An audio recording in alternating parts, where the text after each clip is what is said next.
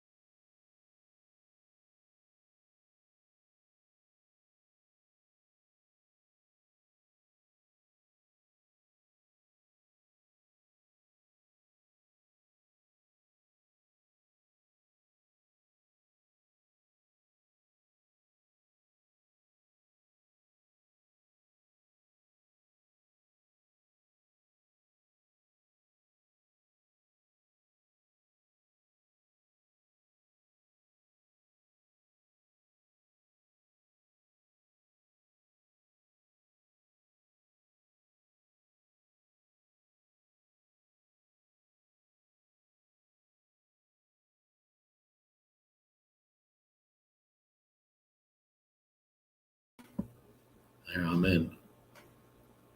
What the hell's going on?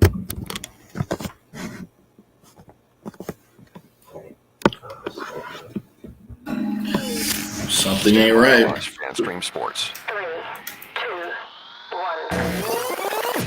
Let's start. Hello, sports fans. Welcome to FanStream Sports. Nothing but pure sports. This is the JP Show. JP, it is so good to hear you back on the air. Stand by. Now, here's JP. All right, welcome in on a Football Friday. Having some technical difficulties this morning. It's kind of weird. Some weird stuff going on. Like the draft last night. Some weird stuff going on. We all hooked up and ready to go. Nick Geddes from Outkick.com, our fabulous producer and co-host. Yay, nay?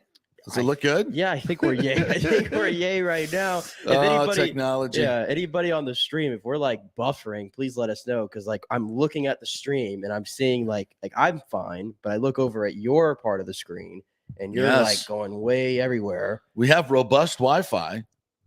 We have very robust Wi-Fi, so it's not a Wi-Fi issue. Yeah. But yet there are some other issues going. We're doing everything the same as we normally do it, but seems to be some issues going on. Yeah, so we do apologize. We got a little bit of a minute and a half late start here today. But we'll, of course, but we'll give you more than enough content as we do each and every day. So much to get to with the draft and the Bucs last night, who now I'm getting a little allergy attack too. I mean, like, what is going on today? This is crazy. This portends something wacky going on in the draft today. That was about as interesting as far as moving and shaking an NFL draft. Although I kind of get the sense that there just aren't the premier players this year. I think it's maybe because of lack of star quarterbacks. I think it's kind of taken the luster off this draft a little bit. But that being what it is, to me, this is a receivers draft.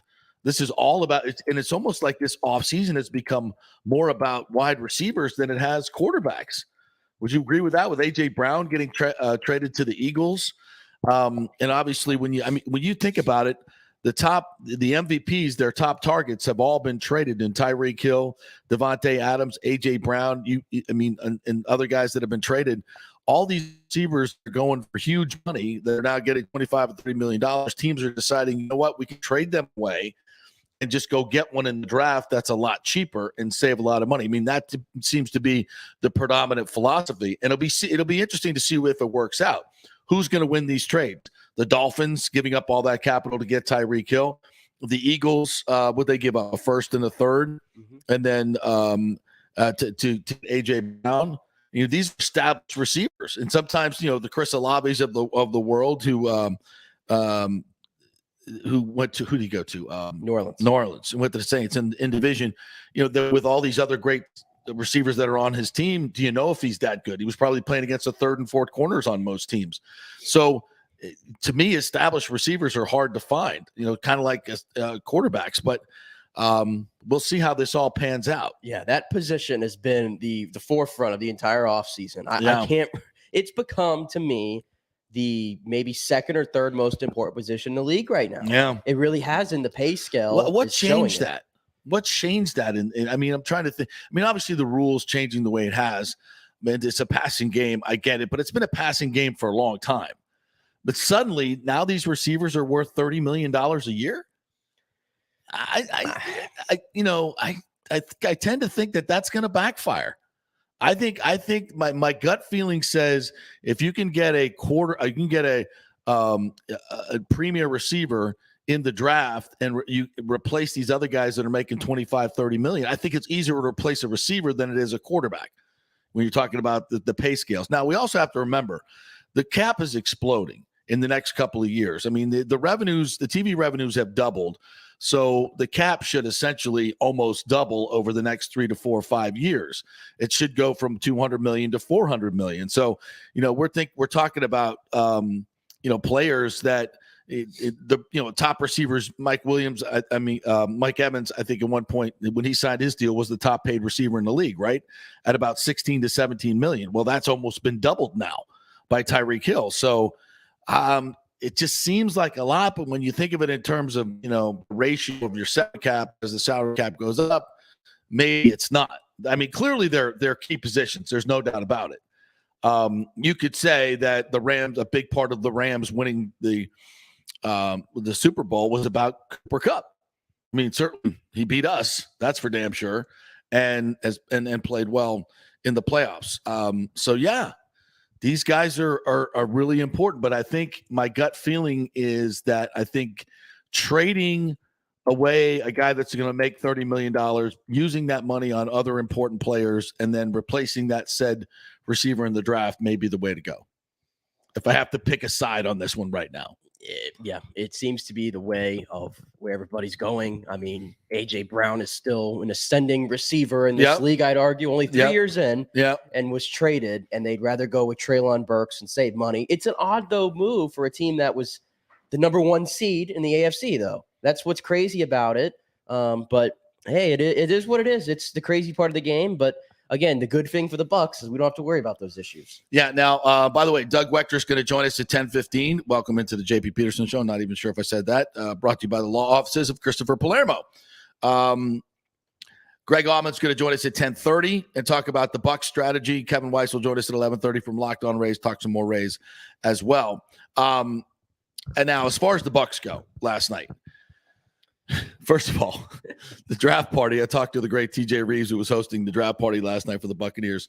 Imagine doing a 4-hour show, and then you have no story. You have no pick. I mean, we talked about this is very likely that the Bucs would trade down, and they did. And they sit there now with the first pick of this draft tonight. I think somebody's going to jump up and overpay for this pick. Somebody who's going to want Malik Willis. Somebody's going to maybe want Ritter. There's a player on the board out there. All the running backs. Yeah, every running back did not. No running backs went in the first round. So I mean, there's a lot of teams that are dumb enough to jump up and overpay, and there's a lot of teams with draft capital too. So I think what the Bucs are going to do is move down yet again. Not far. I don't think they're going to move far, but I think they'll move maybe 3 or 4 picks down, pick up a second round pick. So they'll have 2 second-round picks. Yeah. I mean, because they have the ammunition now. With the trade yesterday, they got a 4th and a 6th rounder back. Yeah. So they have some depth there, and they have some pieces that they can move to get back into the 2nd and 3rd round. Maybe come away with 3 players in those rounds, maybe 4. Yeah. I think that's a pretty solid haul. Jason Light has said that, between the 2nd and 4th round, there's great value. Yeah. So I think his strategy now is to pick up as many picks as he can in that. Plus, with those Jaguar picks, you're moving to the top of the round. Mm-hmm. So that 3rd round pick is which picks did they get?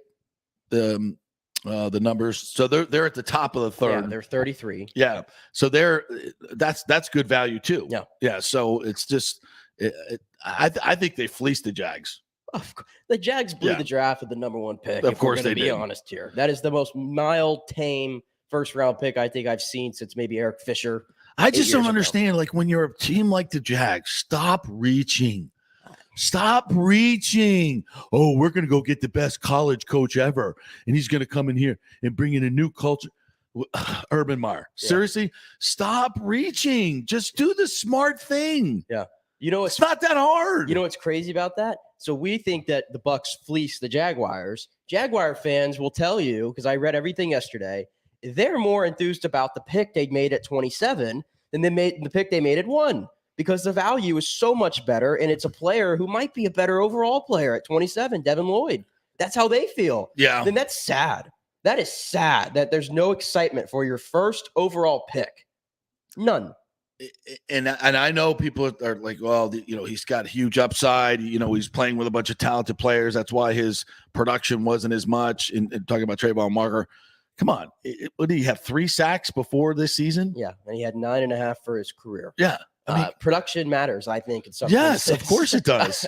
Of course it does. That's why I told you I think the biggest steal, just because I thought he was the number 1 pick, was Thibodeau at 5. Yeah. I thought he was the number 1 pick, and he goes at 5. I think they got a steal, but relating it to the Bucs, though, I mean, I'm sitting there on the board yesterday. I was in Buffalo Wild Wings for 5 hours yesterday, by the way, to not see a single Bucs pick, sitting on a leather bar stool, just, I don't know how you draft people do it. I don't know how you do it. I don't know how you do it, man. I can't sit there. I had the Lightning right in front of me, though, which not the best game to watch. Exactly. But anyway. It clunker as predicted. Did I not tell you that was going to whatever. But anyway. I said it yesterday. I said, this is a game that doesn't seem to matter at all. Yeah. And they're just this is what they do. They flip the switch off, and now we got to secure our tomorrow night tonight against the Islanders. Tonight. Yeah, they'll win it and secure their spot and take on Toronto. By the way, I know a lot of fans and draft analysts will say, or hockey analysts will say, it doesn't matter who you play in the first round. You got to beat them all. It's a deep, and that's absolutely 100% true. But I just cannot sit here and say I'd rather play Carolina than Toronto. I just think the matchup with Toronto in this situation is so much better, because I just think physically we can out physical them. We can outscore them when we need. I think we still have as much skill as they do, and they got great skill. But I think we can physically beat. And I think it's the mental game more than anything. It's the pressure. And I think the Stamkos thing is a real thing, to Toronto fans. And I think just, they're talking about Stamkos up. They'll be talking about Stamkos all week long about how they didn't get him. And look what he's doing now and blah, blah, blah. And he's going to be, especially the way Toronto played that last game when they were getting their ass kicked. They've pissed the Lightning off. It's a good mental space for the Lightning to go up there for the first 2 games. They're going to be gripping that stick really hard. Brian Bradley talked to us about that the other day. He played 2 years in Toronto. It's a lot of pressure on them. Yeah. So whereas Carolina, Carolina gives us fits. We don't like playing Carolina. I know Frederick Anderson, their number 1 goalie, is not going to be playing, but Rantanen, I think, is the backup. They're a good team. Yeah. I don't want to play them right out of the gate. Yeah.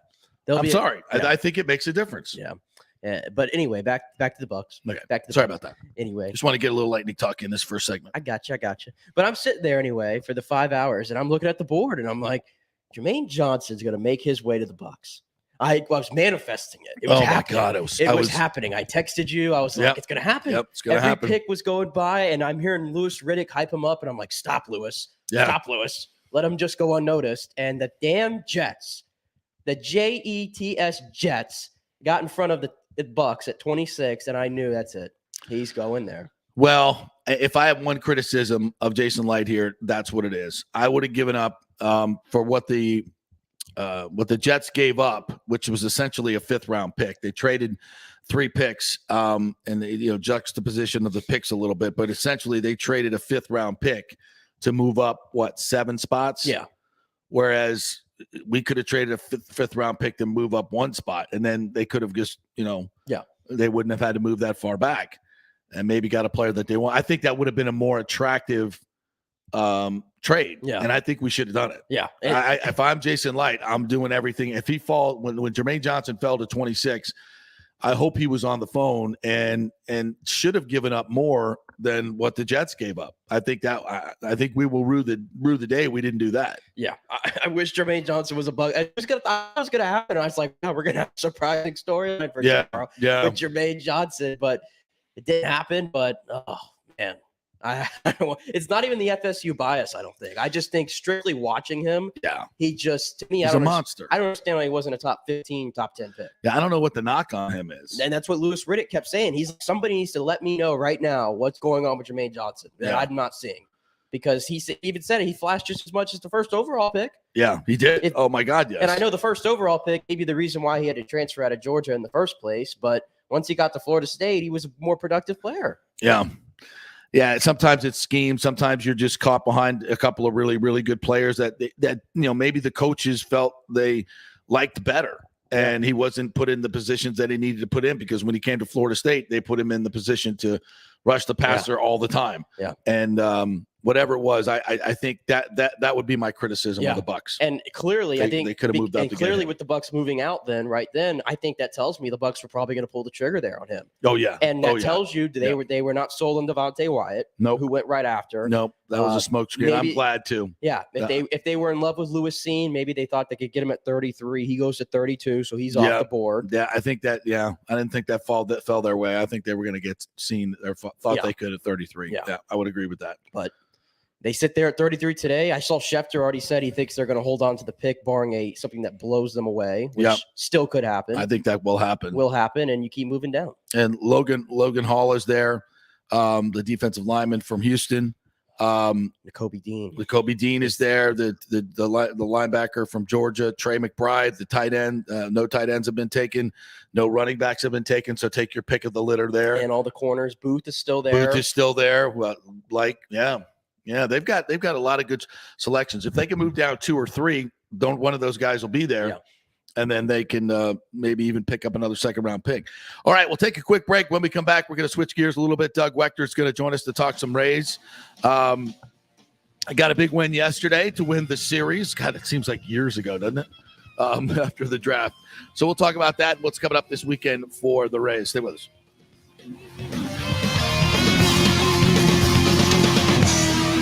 The health professionals at Bay Area Modern Medical Center want you to know it's time to commit to a new, healthy lifestyle. It's literally a matter of life and death. 42% of Americans are considered obese, and being obese made you 3 times more likely to be hospitalized by COVID. So getting in shape is not just about looking better, it's about living much longer. At Bay Area Modern Medical Center, they take a very different approach to primary care. It's personalized, preventative medicine. Christopher Lugo and his experienced staff are proactive in looking at your issues before they become a problem, encouraging a healthy lifestyle with proper diet, supplements, and exercise to optimize your active lifestyle, building up your immune system, not destroying it with poor nutrition and bad habits. So call for an appointment, maybe change your primary care, and get on a journey back to full health and a happy life. Call 844-977-3477 or go to BAMMC.com. Tell them JP sent you for priority scheduling.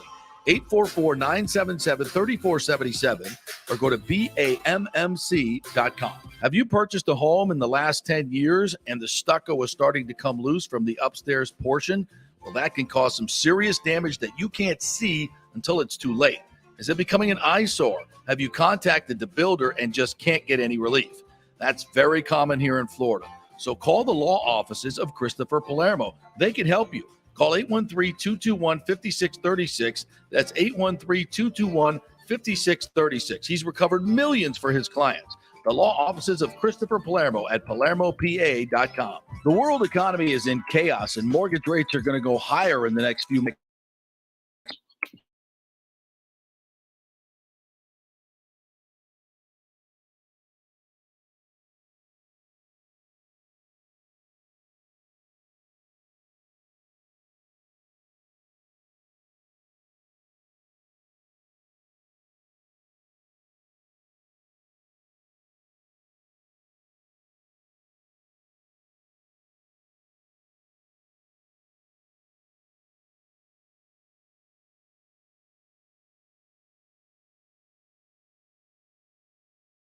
His cell phone number. Tell him JP said you could call 813-294-7595. Scott's done over 3,000 loans, including many coaches and athletes. He will answer your calls and concerns and give you workable strategies to be smart with your money. Reduce your payments.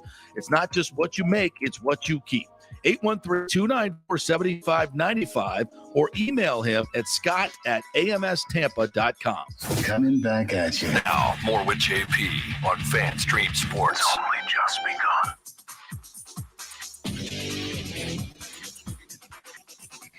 All right, welcome back. JP Peterson Show brought to you by the law offices of Christopher Palermo. Check him out at palermopa.com. All right, let's talk some baseball with our good friend Doug Waechter from Bally Sports, covering the Rays. What's up, Doug? How are you, my friend? I'm doing great, buddy. How are you? Good. Of course, we're talking a little NFL draft this morning. The Bucs had a big party last night and did not even make a pick. It's like having a birthday party and the dude don't show up. But we'll probably get a couple picks tonight from them, so that'll be fun. Now let's talk some Rays baseball. What did we learn from this series win over Seattle? Besides, we're leaning on Kevin Kiermaier and Brett Phillips for our offense. Yeah, there you go. Look, I mean, very similar. People don't realize this to how we started out last year. Through the first 17 games, the last two seasons we've had identical records. That's crazy. So right now, yeah, it's something that everybody going into the season, we realize how good the potential of this team and what they can actually do, but. We also got to realize it's a 162-game season. If we continue to just take series, we're going to be fine, especially early on. It's nice to just, stay where you need to stay. And toward the middle of the season, you'll start clicking on all cylinders. And, the true ability of this entire team is really going to start showing. And I think that's where we're going to start separating ourselves, because I will tell you, in the long run, if you're looking at the season in whole, that last month, especially with, Toronto and Boston being tacked on because of CBA and not starting on time. I mean, that last month is a gauntlet. So you got to build up some wins going into that last month and then and see basically where you're at there. What optimism can you give me about this offense right now? And are you at all concerned about Wander Franco and him adjusting to these off-speed pitches he seems to be getting a lot of? I'll tell you right now that we're still winning without our best guys in the offense really cranking, right? So that's a really good sign. I mean, the worst, let's just put it this way. The best teams find ways to still be 500 when they're going through slumps. And that's what the Rays are doing right now. I think the Rays are definitely one of the top teams in the major leagues. And we're just not seeing them play traditional Rays baseball up to this point. At least consistently, we're not seeing it. We're seeing flashes of it here and there. But we're still not putting it all together to where the offense is cranking, the defense is where we know they are, where they can be, and then the pitching. I mean, the pitching's been pretty steady all year, but the defense, the base running, and the offense have been, somewhat spotty. And so I would say the good news is we're still winning, right? Yeah. We're still playing around 500 ball, and we're still beating good teams. Seattle is a really good team. And so we're still taking series from them. So the good news is we're right where we need to be, and we're not even clicking offensively. I think when you look offensively, Brandon Lau will be the guy that his numbers show on the back of a baseball card. He's going to be one of the best hitters in this lineup. He's just not there yet, right? His timing's not there, and we saw this at the beginning of last year, and when he finally did break out. That's when he started just being extremely difficult to pitch to, and that will happen this year. He will be there. It's just a matter of time. Wander Franco is too good to go through extended slump. He's just flat out too good. He'll make adjustments. His hand speed's too quick to not make adjustments. His approach at the plate is too good. The one thing I want to see from him is a little bit more patience. He just isn't walking at the same amount that he was, in previous years and what he's done in the past in the minor leagues. So I'd like to see him, take some more pitches, because his hand-eye coordination is so good. When he does take swings, he's going to make contact. So if he's not choosing good pitches to swing at, then he's doing the pitcher a favor, because he's putting the ball in play in a weak contact situation. He needs to just be a little more selective at the plate, and that's where we'll see him get out of the slump. And that's why he's not getting balls, because behind the count. And they, if you're behind in the count and they know you're a great fastball hitter, you're not going to see any fastballs. So be more selective about the off-speed stuff you swing at, right? And he'll learn. Listen, the only time The only time I would have thrown Wander Franco a fastball is when it's out of the zone. I am not throwing that dude any kind of fastball because, look, he's got 4 home runs on the year. All 4 of them have come on the heater. Yep. So he's got the hand speed and the bat speed to get the velocity. That's easy for him. He's got to identify the off-speed pitches, and that's all he's going to see, and that's what it's going to be the rest of his career. Yeah. I mean, major leaguers, it's all about adjustments. That's why, these tools are so important. When you have the tools like Wander has, he has the ability to make these adjustments. He doesn't have big holes in his swing. That's why that he's not going to get through an extended slump, right? He puts the ball in play. He has speed. He has speed on the bases. He can hit for average. He can hit for power. It's just a matter of time for him making adjustments to these off-speed pitches, identifying them, and, banging them in the gap. Hey, what is your take on Josh Lowe? Today, nice job kind of slowing down his swing a little bit, making contact. The kid's got all the tools in the world, no doubt about that. What do you see him struggling with right now? Well, you got to remember, he's never seen any of these pitchers before, right? He's never seen any of the pitchers before. He's never been to a lot of these parks before. Everything's brand new to him. So he's got to make adjustments on the fly. What I really like about his swing is the ability to pull the ball and drive the ball up the middle, right? So he can utilize both the pull side and the middle. Now, one thing you will have to start doing, they're pitching him away. A lot of times he's going to have to start making that adjustment to be able to drive the ball off the field. I think once he does that, you'll see his numbers, spike a little bit offensively. I have seen some flashes of things I really like about him. It's obvious that the dude can run. I mean, this guy, when he gets on the bases, he's one of our best base runners, flat out. That's what they love about him. He's great defensively. And we all know how the Rays, they really value defense and certain analytics, and he's got them all. So defensively, he's right where he needs to be. Base running, he's there. Just offensively, I think he needs to make the adjustment to go in the opposite field a little bit more. Mm-hmm. And when he does, we'll see those numbers spike a little bit. Hey, and also wanted to clarify something that happened yesterday with Wander. He didn't run out that one and obviously could have made it because the play was bobbled at first. But Cash said afterwards that is on him because he's told Wander if it's a routine play, don't run it out because he's had that quad issue. It's, that one right there is the optics were bad, right? It was, yeah. They were really bad. Yeah. So we're watching it, and I'm kind of, I didn't realize that at first. So I was right there with everybody else thinking, well, why are we watching this guy, 21-year-old, who's an absolute stud in the future of this organization? Is anybody going to go talk to him and let him know that that's not how you play baseball?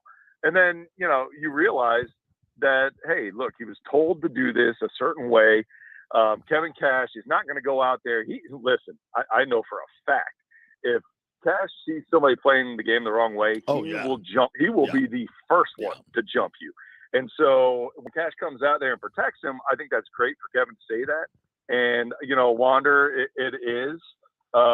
It's warranted the way that they want him to ease up running through the bases. Now, I don't know if you need to slam on the brakes like we saw him do it yesterday. I mean, he went from fourth gear to basically neutral. Yeah. And so if there's a way to maybe just slow it down to second gear, that might help out. Because again, the optics were so bad, it didn't help that, I think an inning or two later, he stole a base. So you're wondering what the heck is going on here. Right. But yeah, Kevin Cash, he did take it. He did basically explain the situation. It was a good thing he did because, it wasn't good. Optically, it wasn't good. But I will say, have you ever seen anything like that from him before? No. Yeah. So there's that's no why I reason knew to it. think Right. There's no reason to dig too deep into this one. I mean, I'm right there with you and with everybody else on there's certain ways to play the game. And if you don't play them a certain way and respect the game, then, situation needs to be addressed.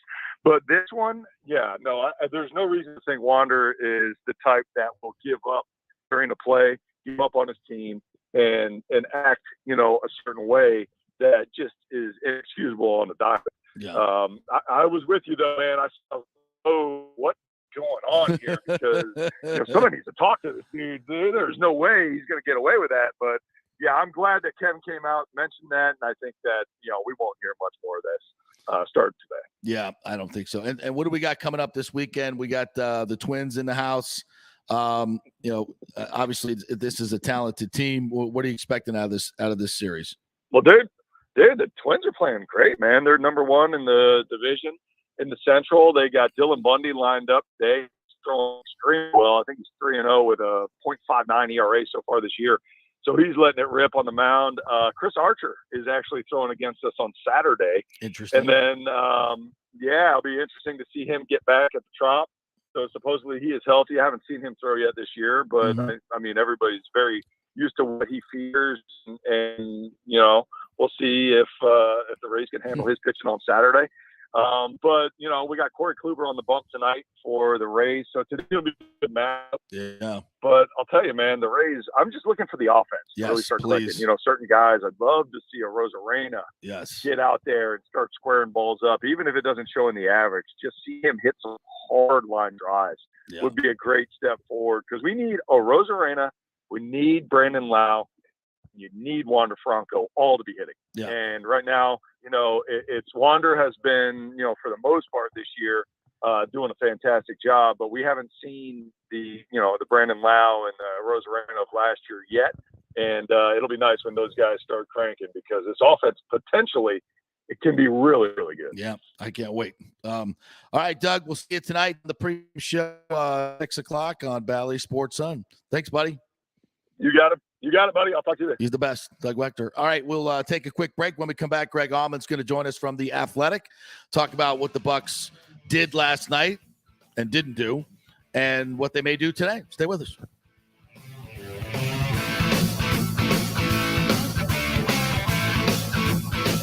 The health professionals at Bay Area Modern Medical Center want you to know it's time to commit to a new, healthy lifestyle. It's literally a matter of life and death. 42% of Americans are considered obese, and being obese made you 3 times more likely to be hospitalized by COVID. So getting in shape is not just about looking better, it's about living much longer. At Bay Area Modern Medical Center, they take a very different approach to primary care. It's personalized, preventative medicine. Christopher Lugo and his experienced staff are proactive in looking at your issues before they become a problem, encouraging a healthy lifestyle with proper diet, supplements, and exercise to optimize your active lifestyle, building up your immune system, not destroying it with poor nutrition and bad habits. So call for an appointment, maybe change your primary care, and get on a journey back to full health and a happy life. Call 844-977-3477 or go to BAMMC.com. Tell them JP sent you for priority scheduling. 844-977-3477 or go to BAMMC.com. The world economy is in chaos, and mortgage rates are going to go higher in the next few months. Meanwhile, home values are up 24% in some neighborhoods of Tampa Bay. Do not miss this opportunity to refinance your home, get some much-needed cash to handle skyrocketing inflation, and fill up your car. Contact Scott Fitzgerald at American Mortgage Services. Even if you've recently refinanced, Scott can make the deal work because he charges no lender fees like the big boys do. He will also shop your loan around to dozens of lenders and get the best rates and terms. Let them compete for your business. Yeah.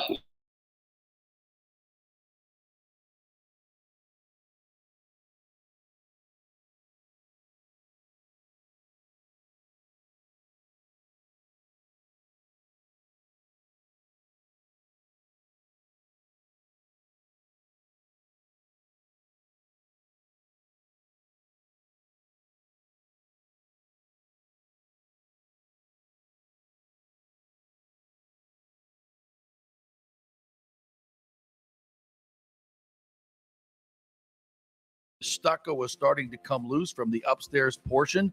Well, that can cause some serious damage that you can't see until it's too late. Is it becoming an eyesore? Have you contacted the builder and just can't get any relief? That's very common here in Florida. So call the law offices of Christopher Palermo. They can help you. Call 813-221-5636. That's 813-221-5636. He's recovered millions for his clients. The law offices of Christopher Palermo at PalermoPA.com. Ladies and gentlemen, let's rock. This is FanStream Sports with JP. All right, welcome back to the JP Peterson Show, brought to you by the law offices of Christopher Palermo. You can reach him at PalermoPA.com. All right, let's welcome in our good friend Greg Auman from The Athletic, covering the Buccaneers. What's up, Greg? How are you? Hey, doing well. Thanks again for having me. Hope you are doing well. Yes, absolutely. Now, I wasn't sitting by waiting for the pick last night like yourself and a bunch of others over at Raymond James Stadium. I know you were at $1, but I think what they did last night was probably prudent, but wasn't fun for a lot of people, especially with some guys, as you wrote today, Lewis Seen, Devontae Wyatt, and Devin Lloyd all still on the board at 27. Were you a little surprised that they moved down with those guys there? No, not really. I mean, it's like the one that I really thought might be an accident was Wyatt, just because I think they need D-line. But we don't know if they like him. We don't know where he sits on their board, how comfortable they are taking him. So it's one of those where, I mean, you trade down 6 spots. It's not like trading down 2. So I think they were definitely aware there's a possibility they'd lose some of those guys. But for them, you pick up 2 more picks. That had kind of made sense to me. Yeah. It's like the idea that, especially if the guards were gone and they were long gone, the idea of trading down didn't surprise me. And I'll be curious to see what they do tonight with 33. Yeah, you get the sense that someone's going to jump up and overpay for Malik Willis or maybe Desmond Ridder or maybe one of the running backs. It just seems like the Bucs are poised to make a nice little deal here and trade down again. Is that what you're thinking?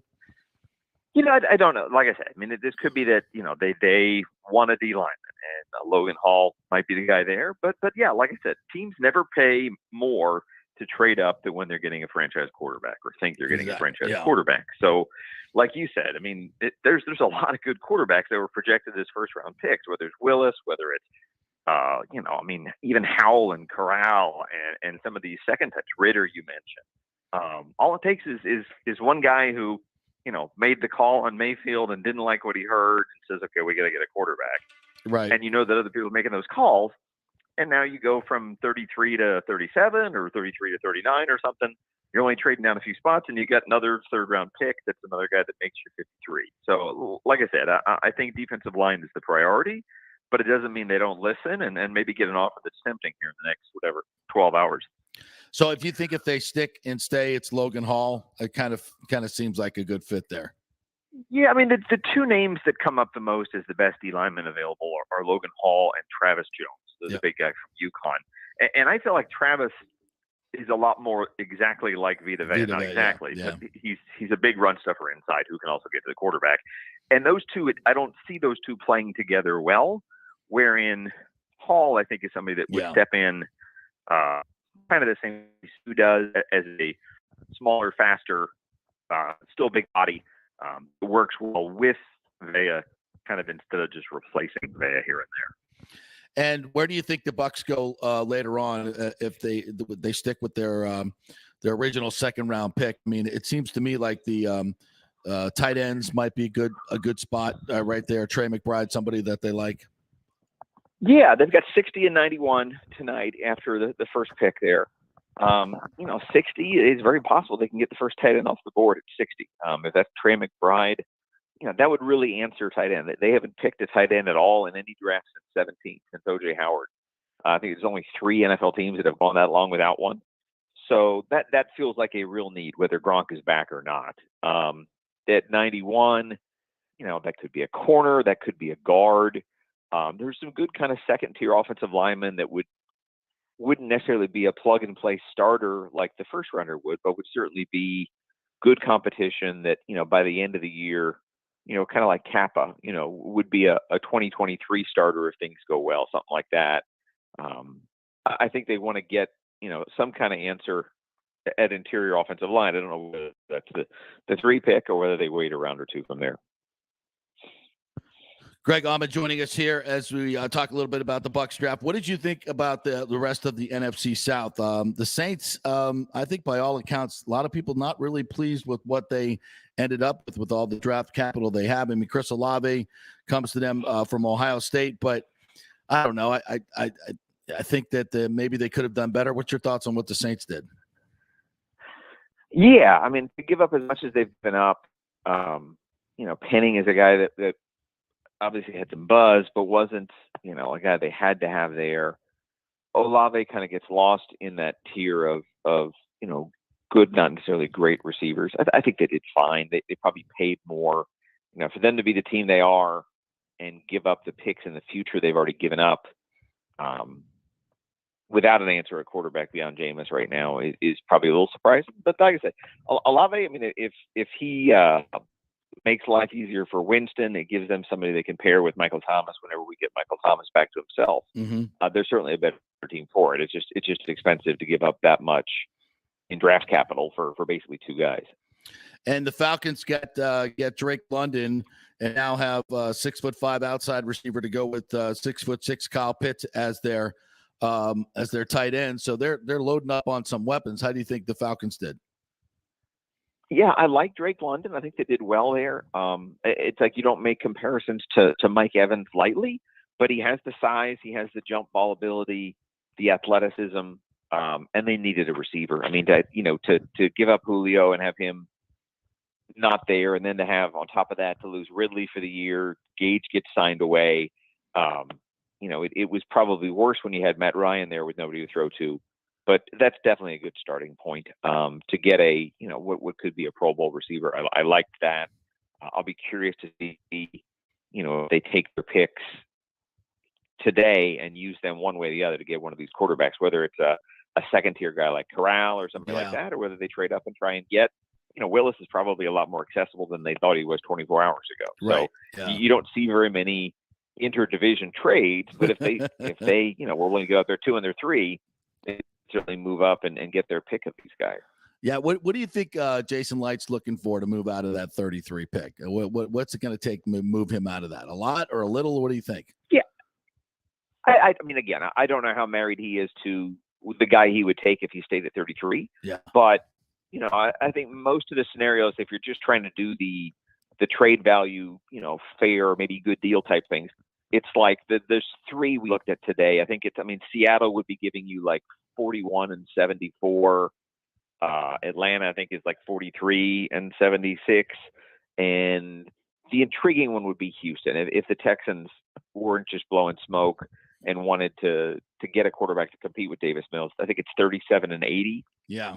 So basically it's a small drop in the second round, and then you'd pick up a mid-third round pick, which again, to me, a mid-third round pick is somebody that, makes your roster, and can be a starter in a year or two. So that's, not anything to scoff at. For them to go from, 4 meaningful draft picks in the first 6 rounds to 6 or 7, that's a big deal. That's really making good use. Yeah. That's making good use of the strength of this draft, which is probably the middle rounds, the 50 to 120 type range. And nobody wants to think about this, Greg, but the bottom line is the Bucs have to think about this. It's life after Brady. And a lot of these, if they can pick up a bunch in the second and third round here, even in the fourth, where this is, a good value draft in that area. And we've heard Jason Light even say that because they're going to have to, Brady's dead cap is what, $35 million next year. And there's a lot of other dead cap money. So they're going to need cheap players who can fill in some spots and give them some good starting playing time, right? Yeah, and then I think with Brady, if Brady just retires, they can kind of split that $35 million over 2 years, where it'd be like $12 million in 13 and $24 million in 14 in 24. It wouldn't have to all be one lump sum thing. Yeah. But the more draft picks they have, you don't get better use of cap space than draft picks and guys on rookie contracts. So if that can be 6 or 7 guys from this class instead of just 4, that's a big help. And that's less veterans and less expensive guys you have to try and figure out how to fit in, a year from now when they're going through the cap gymnastics they're going to have to get back under the cap next spring. Greg joining us here from The Athletic, covering the Bucs. The overall philosophy, and I think maybe one of the big headlines in this draft and in the NFL offseason is, do you pay the premier receiver $25-30 million?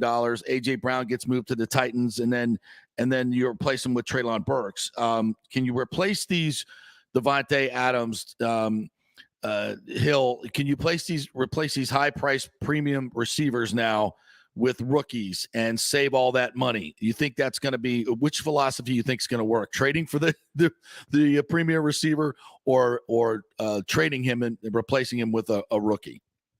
That would be kind of a good case study here. Yeah. That you have, it's funny, you have a bunch of really expensive quarterbacks that lost their best target as a result of being so expensive. Obviously, Aaron Rodgers had a big hit. He doesn't have Devontae anymore. You look at, Cleveland to be able to afford Watson, lost theirs. Ryan Tannehill has a huge cap hit, and that's why they can't afford to give A.J. Brown what they want. Tyreek Hill is lost in the money that Mahomes is getting. So it's probably all the cooler for the Bucs that they have two receivers in Mike Evans and Chris Godwin that are able to stick around and kind of have the right attitude. You need to coexist as two really good receivers. And B, you have a quarterback in Brady who doesn't take as much cap space as he probably could. So it's rare to see all these guys, even Allen Robinson and all these other receivers that have changed hands here in the last 2 months. The Bucs are kind of the exception to the rule right now. Yeah, I guess you're saying to your quarterback, look, we're paying you all this money. You're a great thrower of the football. You got to make this guy as good as the last guy. So my gut feeling. And for the Titans, I don't mind it. I'm intrigued. And that the Titans, if you saw that you weren't going to be able to afford A.J. Brown, then they did the right thing. Right. And that Burks, again, it would take Burks doing really well to become A.J. Brown, but he could. Yep. There's certainly the potential there. And now you have $20 million to spend, a year from now on somebody else that can help your team. So it's the hard thing to do. They're taking some heat for it. I probably like that better than Arizona giving up a number 1 pick for Marquise Brown, who's only cheap for 1 more year. Yeah. Didn't understand that much, but again, I think that's one of those where they're trying to appease their quarterback ahead of his contract, and this kind of does that a little bit, I think. Yeah, these organizations that have to worry about appeasing their quarterbacks and and doing all massaging egos and all this, it's like, and you mentioned it. Thank God the Bucs are not in that business. When you got guys like, Mike Evans could do the same damn thing. He could say, "I'm not coming to work until I get $30 million." He could do that. A lot of these guys. Mike's on a deal. Mike has 2 years left, right? But he's probably not a $16 million receiver. Right. He's on the open market right now. So, he could definitely be handling this a lot worse than he has. Right. Again, right now, it seems like the attitude that a lot of these NFL teams have is that if you get to where you're complaining about your salary and you're threatening, maybe they just move on. And again, I don't think that's what the Bucs.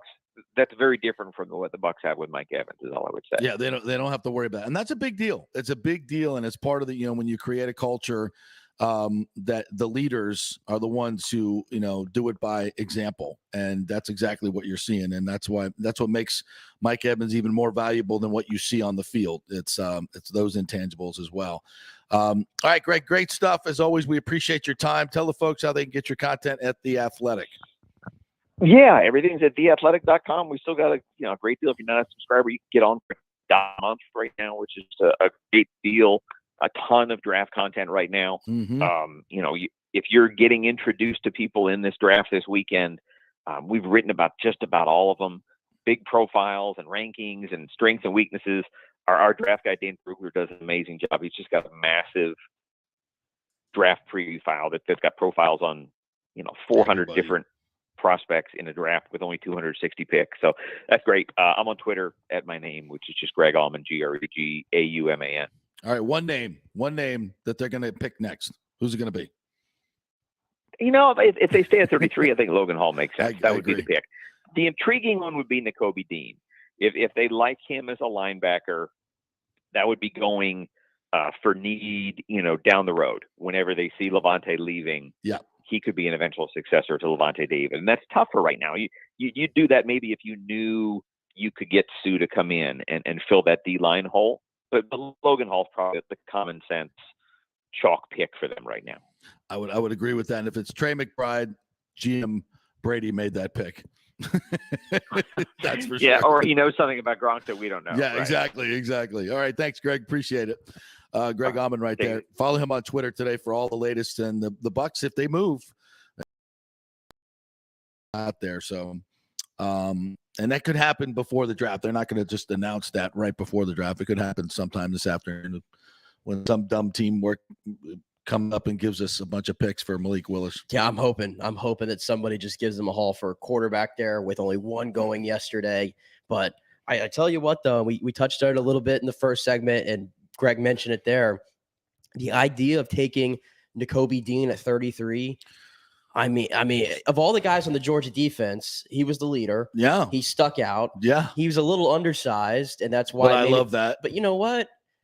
Eric Brooks was undersized. Yes, he was. Maybe that's why Eric Brooks You could say Levante David's undersized. Levante David's undersized. Yeah. And Nakobe Dean still racked up 6 sacks last year on that defense. So we're talking. He's just a playmaker. We're talking about the number 1 overall pick on that defense who got what last year? 6 sacks? Yeah. And the linebacker who was the leader also got 6 sacks on the team also, and can run around everywhere and is super quick and instinctive.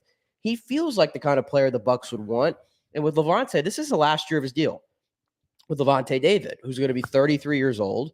And even if you want to keep Levante, they picked Devin White's option because they had to. Mm-hmm. But I think we would all tell you that Devin White hasn't progressed as much as we would like for somebody who was a linebacker picked at 5. Right. So, and if anything else, it's another playmaker you're adding on the defense when he could be a gadget guy that you could plug and play everywhere. I mean, I'm very intrigued by Nakobe Dean right there. And it's still value. It's still value if they stay. Oh, I agree with that. And even more so than Logan Hall, in my opinion. Because I think if you pick Logan Hall over Nakobe Dean, you're just drafting for need rather than best player available. Yeah. And you can make the case that Breece Hall's the best player available. The running back. I mean, I think the Bucs have their eyes on some running backs later, though. Yeah. I don't see them going this pick running back. No, there's too many, especially now the running back. But there could be a run on running backs in the second round. They probably will. So, as much as you want to poo-poo running backs, they're going to touch the ball. You got a good one, he's going to touch the ball 25 times a game. 20 to 25 times a game. That's a big deal. Yeah. All right, well, let's take a break. We'll come back on the other side, and we'll get a little bit more into the draft. There's a lot of other stories out there that we haven't even hit on. Kevin Weiss is going to join us at 11:30 for some more Rays talk. We'll talk a little Lightning, too, as well. There was a clunker last night, exactly what I expected. Don't worry about it, though. They're fine.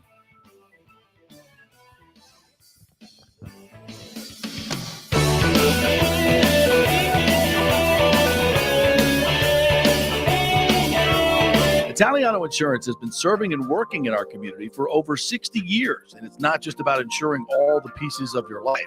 Italiano is as much a part of Tampa Bay as the Cuban sandwich, Gasparilla, and our Bucs, Lightning, and Rays. They're also active supporters of great charities like the Humane Society, Metropolitan Ministries, and local pediatric cancer centers. Hey, we all need insurance, so do business with a local company with a commitment to our community. Don't call some 1-800 number. Call Italiano and be greeted by one of your neighbors. That's 813-877-7799 or ItalianoInsurance.com.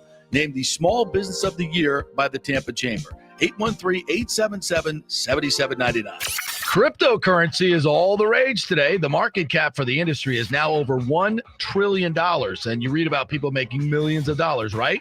You want to get in, but have no idea what to do? Or maybe you dabbled a bit and you want to unlock the real money-making opportunities and don't know how to do it. There are over 10,000 tokens and thousands of decentralized finance exchanges to navigate. So what do? You go to DeFiLava.com. The folks at DeFiLava.com are in Tampa Bay, and they work with you directly to set up custom accounts, answer all your questions, and provide market analysis. Decentralized finance and cryptocurrencies are here to stay and will change the financial markets as we know them. Get in the game.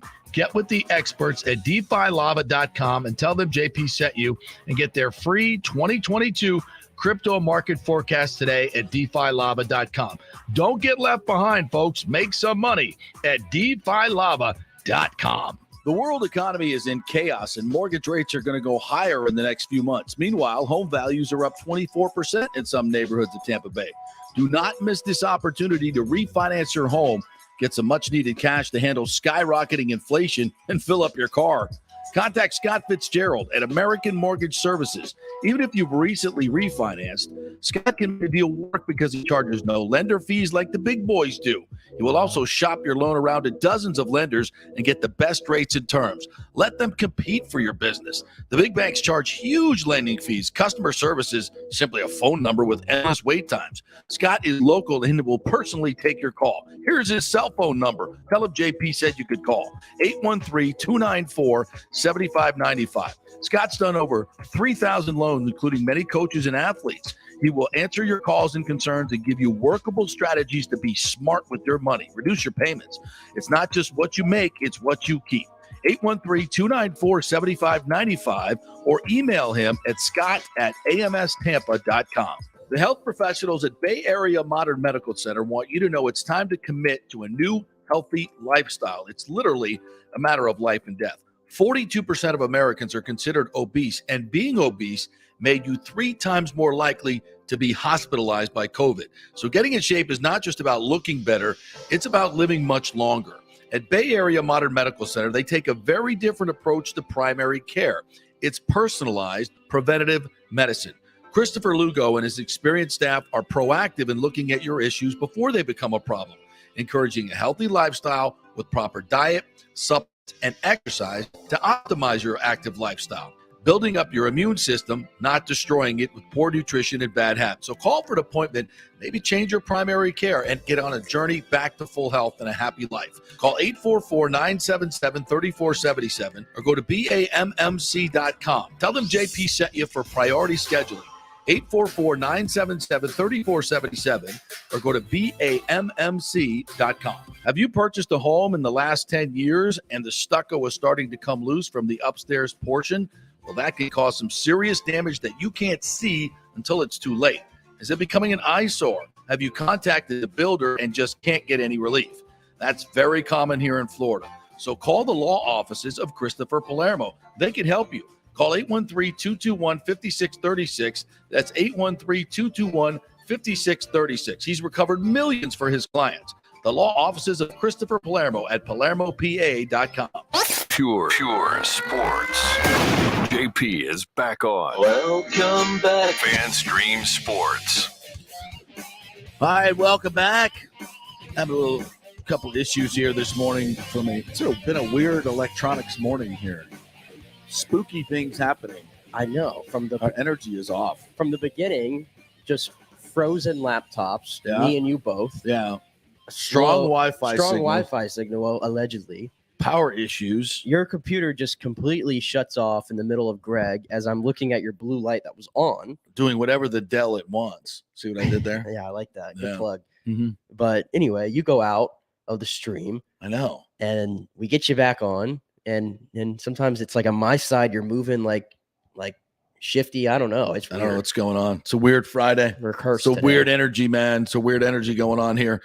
We are brought to you by, of course, the law offices of Christopher Palermo. If you have any of those stucco issues, and if you have some cracks in your stucco, you don't know what's going on behind those cracks. Probably water seeping in there from the rain and the humidity, and it can really mess with your walls, and then you can get mold in there. All kinds of bad stuff can happen, and there was a lot of defective stucco used over the past 10 years, and especially in this area. So if you don't know if you just have some cracks, and they say, oh, it's settling, blah, blah, blah. It might not be. But that's why you call Christopher Palermo. He has the experts that'll come out and look at it and tell you if you have a case, because you don't want to find out 3 or 4 years down the line when your warranty is no longer in place and they've used defective stucco. I mean, you're talking about tens of thousands of dollars worth of damage here, and Chris has recovered millions for his clients. So if you think you have a case, make the free call. Just go to PalermoP.com, get all the information right there, the phone numbers, emails, whatever you want to do to contact them. It's free to call. So just find out. Don't wonder, and don't let it sit there and have these issues 3 or 4 years down the line. Get it done now. It's a free call. PalermoPA.com. All right. I want to talk a little bit about the Lightning. I think I said it yesterday on the show, if not the day before. Here comes a trip to Columbus. It's late in the season. They got their eyes on the playoffs. They've turned it around. They're hot as a match. Seems like a place where they play down to competition or don't come up with effort, and that's what happened last night. They just didn't give it an effort. 5-2 loss to Columbus. Boston wins, so the Lightning have to win tonight against the Islanders to assure themselves of the third-place finish in a first-round matchup with Toronto. Lose tonight, go ahead and mess around, and if you're tied in the standings with Boston, they have the tiebreaker on us.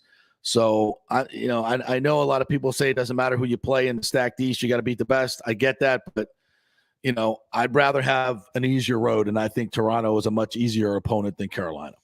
Yeah, I don't want part of Carolina. No. They kind of give me like the Florida vibes. Mm-hmm. Toronto, to me, even though they've been great, we've already talked about it. I think that's a team that the Lightning could get inside their head if they really wanted to. Absolutely. And that fan base and really take over. I like that matchup.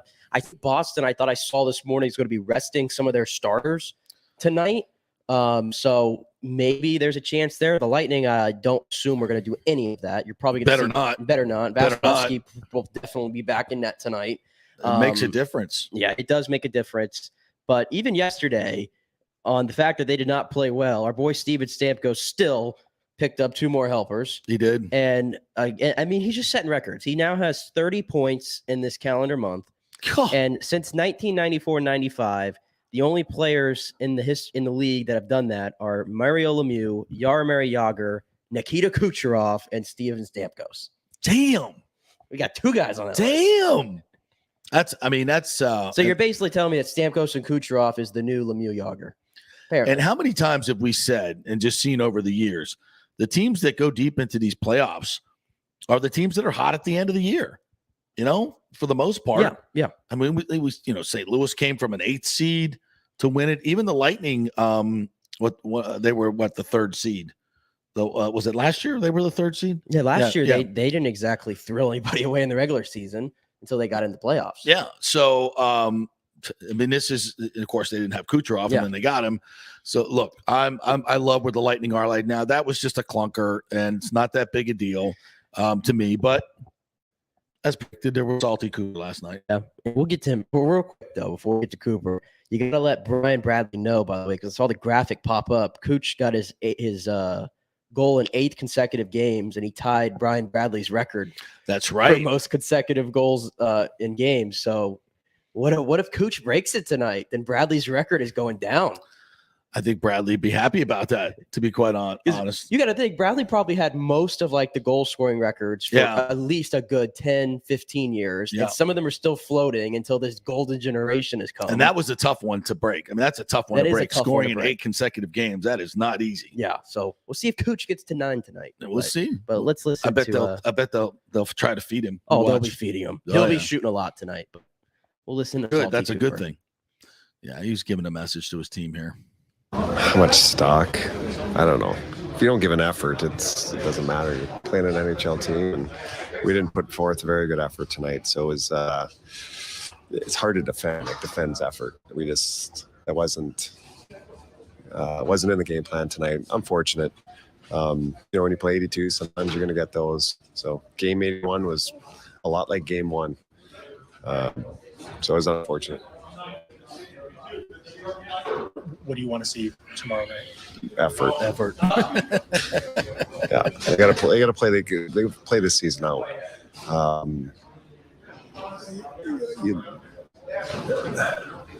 We've got some extremely important games coming up here, and you want to feel a little bit better about your game, and you leave the feeling we have tonight. So. Give Columbus a ton of credit. They come out and a bunch of new guys in there, and they tried, and they got rewarded for it. And we kind of we didn't, tiptoed on the game a little bit, and we paid for it. So hopefully, definitely won't be able to do that tomorrow. John, was that your team tonight? We have a veteran group here. I got to lay this on a lot of the guys in the room and leadership group to rally the group, for tomorrow. But it's listen, I look at this team and what they've given us all year, and it's exceptional. Tonight was not one of those nights. And is it to be expected? I don't know. They've pushed and pushed and pushed. But we have better in us. There's no doubt about that. And when you're getting to the second season here, you want to be feeling like we were feeling in some of these games previous to this. And maybe it's a little bit human nature, but can't let the guys off the hook here. We got to be a little bit more urgency tomorrow night.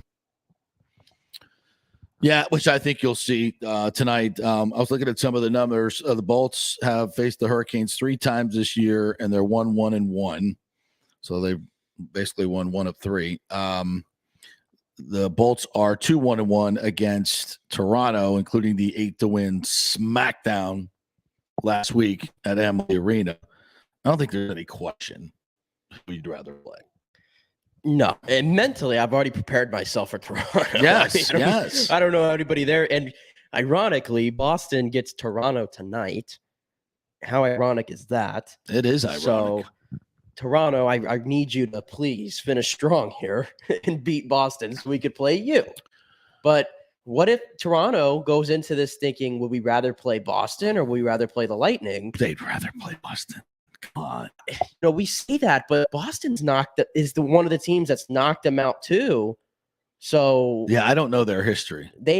Usually that's always been the 2-3 matchup when the Lightning have been the 1 seed in past, and then Boston knocked them out 2 years in a row, I believe. Okay. So there might be some PTSD there, or they want to get back at them again. I don't know. It doesn't really matter though, because the Bolts, if they win, they play Toronto. Yeah, they control their against the Islanders tonight, who have given up. Come on. That'd be, if you can't win tonight and secure that first round matchup that you want, then what are we doing here? They're going to win tonight. They're going to win tonight. They're going to spank. Yes, they're going to come out and okay, flip the switch. Here we go. This is our playoff opener. Because I think I don't care what you say. In their minds, they would much rather play. Carolina's a hard team to play against. Very hard, especially when you're a team that likes to skate and score goals like the Lightning do. They just don't like playing that way. So I guarantee you, they want to play Toronto, and they'll make that happen tonight. And speaking of three-peats, they have a chance tonight to end the Islanders season with a loss for the 3rd year in a row. If you recall, back-to-back trips in the conference finals. That's right. And now their last game. Let's send them. Let's do a three-peat of our own right They here. must hate us. They have to. Because they ain't us. They have to. Yeah. Barry Trotz is just, I don't know what's going on in that brain. He's like, I can compete against every team in this league playing my defensive hockey except that one. Yeah. And don't beat us up tonight. Don't take it out on us because we've ended your season. Don't do that bullshit. Yeah, is Char out on the ice? Because we need to watch him. He's too old to be playing in a last game like this. He'll be headhunting, I feel. He'll be headhunting. That's no good. I don't want any part of it. We don't need to get anybody hurt tonight. No. I want to beat the crap out of Toronto. I do not want to play Carolina. I think the players feel the same way. And they're not going to say it publicly, but they feel the same way. Yeah. No doubt about that. And let's go into, I'm wondering though, what are the protocols, at the crazy ass Canadians? Lord knows what they're still doing up there. Do you even have fans? Like, does everybody have to have 12 vaccine cards and 17 boosters to get into Canada? I think it's I think it's fully all systems go right now in Toronto. Okay. I think it's fine now. Full house? Yeah. Everything? Yeah, Okay. I think we're fine in Toronto. Not sure how they're running their business up there. All right, we'll take a quick break. When we come back, we'll get back into the Bucs talk and see where they're going next. I really do think they're going to trade down because somebody's going to come up and want to overpay. But at some point, you got to make a pick. Who's it going to be? But I like where they're sitting right now. Stay with us.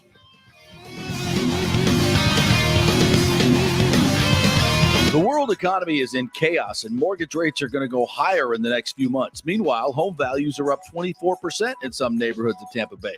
Do not miss this opportunity to refinance your home, get some much-needed cash to handle skyrocketing inflation, and fill up your car. Contact Scott Fitzgerald at American Mortgage Services. Even if you've recently refinanced, Scott can make the deal work because he charges no lender fees like the big boys do. He will also shop your loan around to dozens of lenders and get the best rates and terms. Let them compete for your business. The big banks charge huge lending fees. Customer service is simply a phone number with endless wait times. Scott is local and will personally take your call. Here's his cell phone number. Tell him JP said you could call. 813-294-7595. Scott's done over 3,000 loans, including many coaches and athletes. He will answer your calls and concerns and give you workable strategies to be smart with your money. Reduce your payments. It's not just what you make, it's what you keep. 813-294-7595 or email him at scott@amstampa.com. The health professionals at Bay Area Modern Medical Center want you to know it's time to commit to a new healthy lifestyle. It's literally a matter of life and death.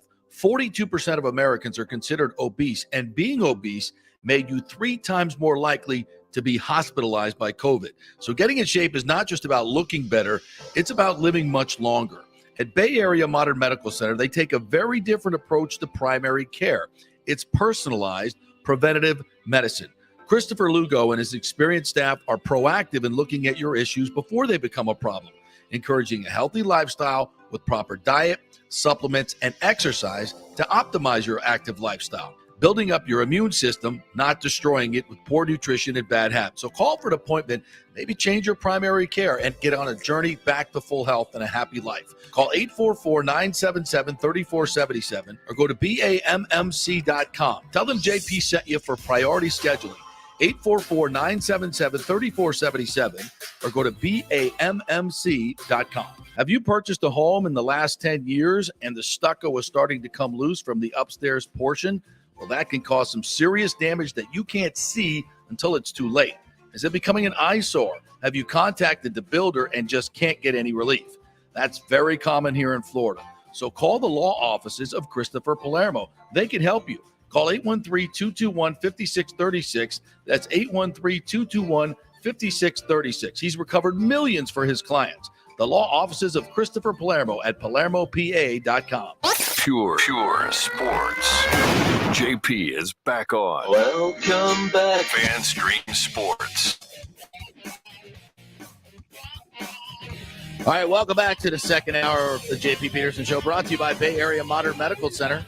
Christopher Lugo and his team over there will get you right if you're looking for a new primary care physician. They are taking new patients. Many offices are not, but they are there. And Christopher Lugo, also involved with the military, helps take care of our top flight pilots. By the way, Top Gun's coming out May 27th. Oh, I can't wait not to go. Oh, I cannot wait for that movie. You know it's coming out on May 5th. May 5th? What's that? Doctor Strange 2. I saw the trailer for that. And it looks fire. Stupid. What are you talking about? It looks so stupid. What are you talking about? And you need to get with the program. Those are the best movies that are made. God, no. And it's a shame that they're not up for Oscars or whatever you call those things. Well, maybe Tom Cruise can get into a jet that can't be shot down and has a force field around it where, giant lizards can't breathe fire on it and some guy with a big hammer can't beat it up. Tom Cruise isn't good enough. He plays nothing but action movies, not good enough to be in the best action movies of all time. Not good enough. Fake action movies where none of the world's actual physical properties exist? Suspension of disbelief. I'm sorry. It's just like when you can't be killed, how is it suspenseful? I know the guy with the big hammer, Thor, or the guy with the suit on, or whatever the hell your stupid superpower is. He can't be killed. So where's the suspense? He's not going to die. I know that. Tony Stark was killed. Tony 12 movies. Dead. It took 12 movies. And I guarantee you, without fail, that son of a bitch coming back. To take your money. No, he's not. To take your money. No. Oh, yeah. No. Of course. He's not coming back. We already did the funeral. Of course. Yeah. Superman didn't have a funeral either. You don't understand the multiverse and how it works. Clearly, God. we've moved on from those 22 movies. We're moved on. We've moved on. Yeah, definitely not going to have a comeback. He's not having a comeback. It's over. 100%. No way. It is over. Why? Because he died. You don't understand. You don't understand. Listen to yourself. You don't understand. No, listen to yourself. He, with a snap but then again, of the fingers. You think wrestling's real too. So, yeah, I mean, whatever the script says, we'll go by. It always comes back to wrestling. It always comes back to wrestling with you. Well, it's like, it's that there's no suspense because I know he's not going to die.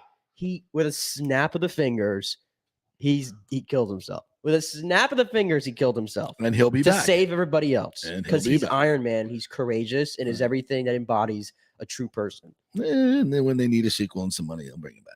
That's how that works. I think they're doing just fine. Tom Cruise is the one that needs the money by doing Top Gun sequels 40 years later. Yeah, for all the old folks like you to enjoy. I cannot wait. It's absolutely fantastic. All right. The Bucs will sit at 33 today. And we'll field all kinds of offers for. I would think there's so many teams that are desperate for quarterbacks out there. Here's the thing: 2 of them, if not 3 of them, sit in your division. So if the Atlanta Falcons call up and say, hey, we want to give you, I'm not sure what kind of draft capital they have left. But who? The Falcons. Would they trade in division like that, though? Yeah. Don't think so. Well, it also kind of has to be, based, and this is why you evaluate, even though you're not looking quarterback this year, you evaluate quarterbacks. You have people on your draft staff to say, look, we don't think he's going to be an NFL quarterback. So if the Atlanta Falcons or Panthers or Saints want to give us a lot of value, then Falcons, I'd make the trade. I will say the Falcons, they do have, I got it right here. They have 5 picks in the top 82. Well, there you go. So they have some good ammunition there. Yeah. So if you're going to give me an extra second round pick for me to move back, and where are they sitting in the second round? They got to be 39? I'm trying to pull up the exact order here so I can see this play out. Yeah.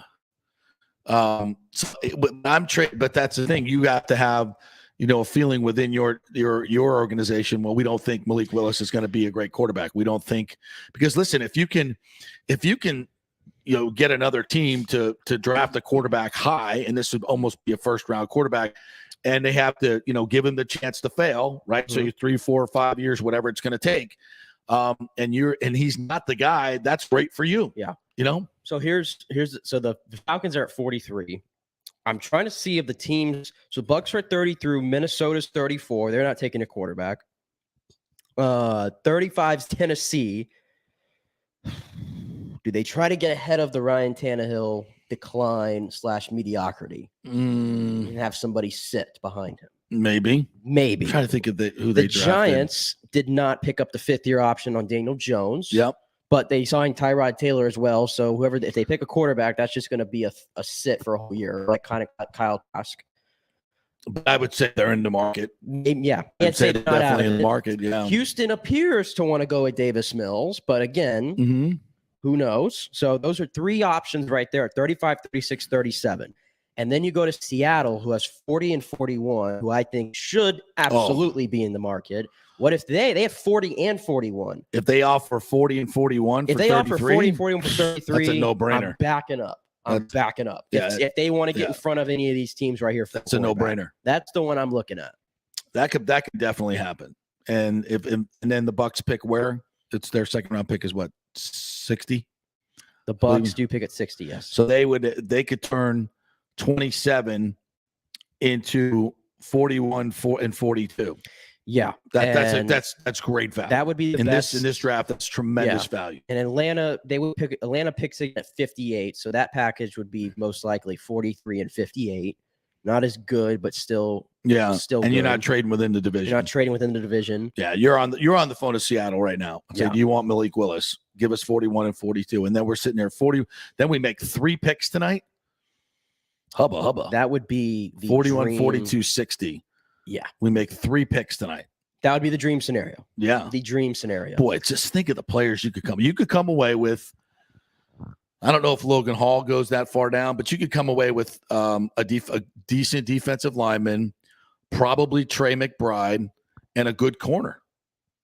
You could come away with a good DL, good corner, and a safety. And a tight end. All second-round picks. For the 27th pick. Well, you already had a second-round pick, so that's a hell of a draw right there. Yeah. And I could argue that all 3 of those guys make an impact this year while you still have Brady. Oh, yeah. And the other – You're still on a 3rd and 4th round pick, too. Yeah. And the other wild card in the whole thing – at top of the 3rd. Yeah. The other wild card in this whole process right now is apparently I've been reading that the Bucs they viewed David Ajabo from Michigan, the end. They thought he was a top 10, 15 player in this draft.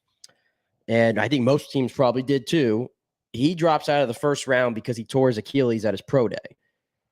But is he somebody take a shot on with one of these picks they have if he falls? Because obviously it's going to end up being a rare year for him. Because he's not – I don't think he's coming back from an Achilles. Not this year. No. But it's interesting. Although because Cam Akers did come back in 6 months. But the severity of the Achilles tear is also very important. Yeah, it is. We don't know that. But that's an interesting storyline, I think, is David Ajabo. If they view him that highly, I guess we're gonna find out today how much they still do. But he's also still on the board as well. And clearly, I think because of what happened yesterday with Jermaine Johnson, I think they've sent the signal that they kind of feel like they want to get another pass rusher in there.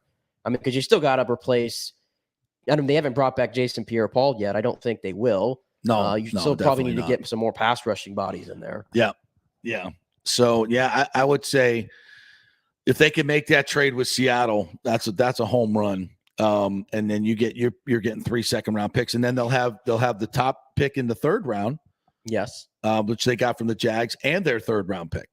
So you're getting and then a 4th round pick. So you're getting if they can do that, you're looking at 5-6 picks in that 2nd to 4th round area that Jason Light said was so much. There was so much value there.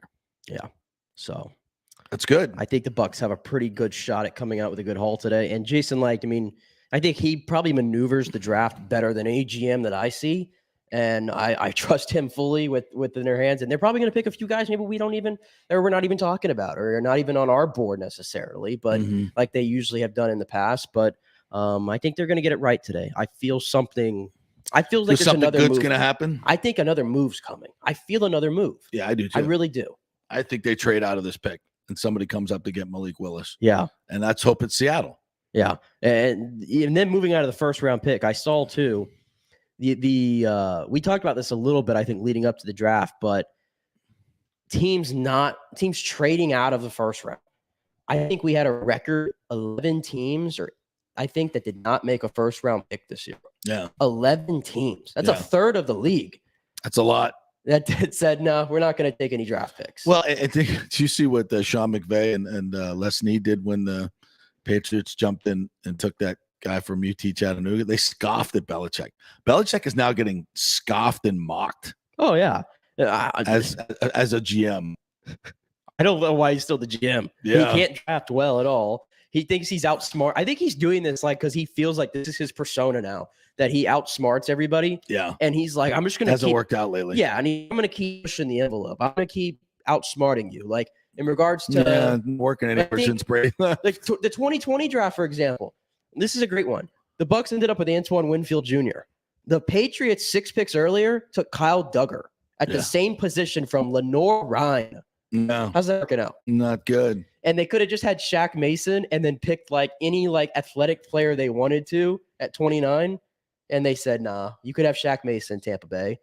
And we'll take Cole Strange to replace him. A 5th round pick? A 5th round pick. Cole Strange? Cole Strange, yeah. Hey, I mean, it worked for a while, but since Brady left, it ain't working. It ain't going to work now. Yeah, the magic horseshoe has left. Because Brady's the system. That's right. He's the system in case you didn't know. This is just is it possible that Bill Belichick is just the same coach he was at Cleveland, but he got Tom Brady? Is that possible?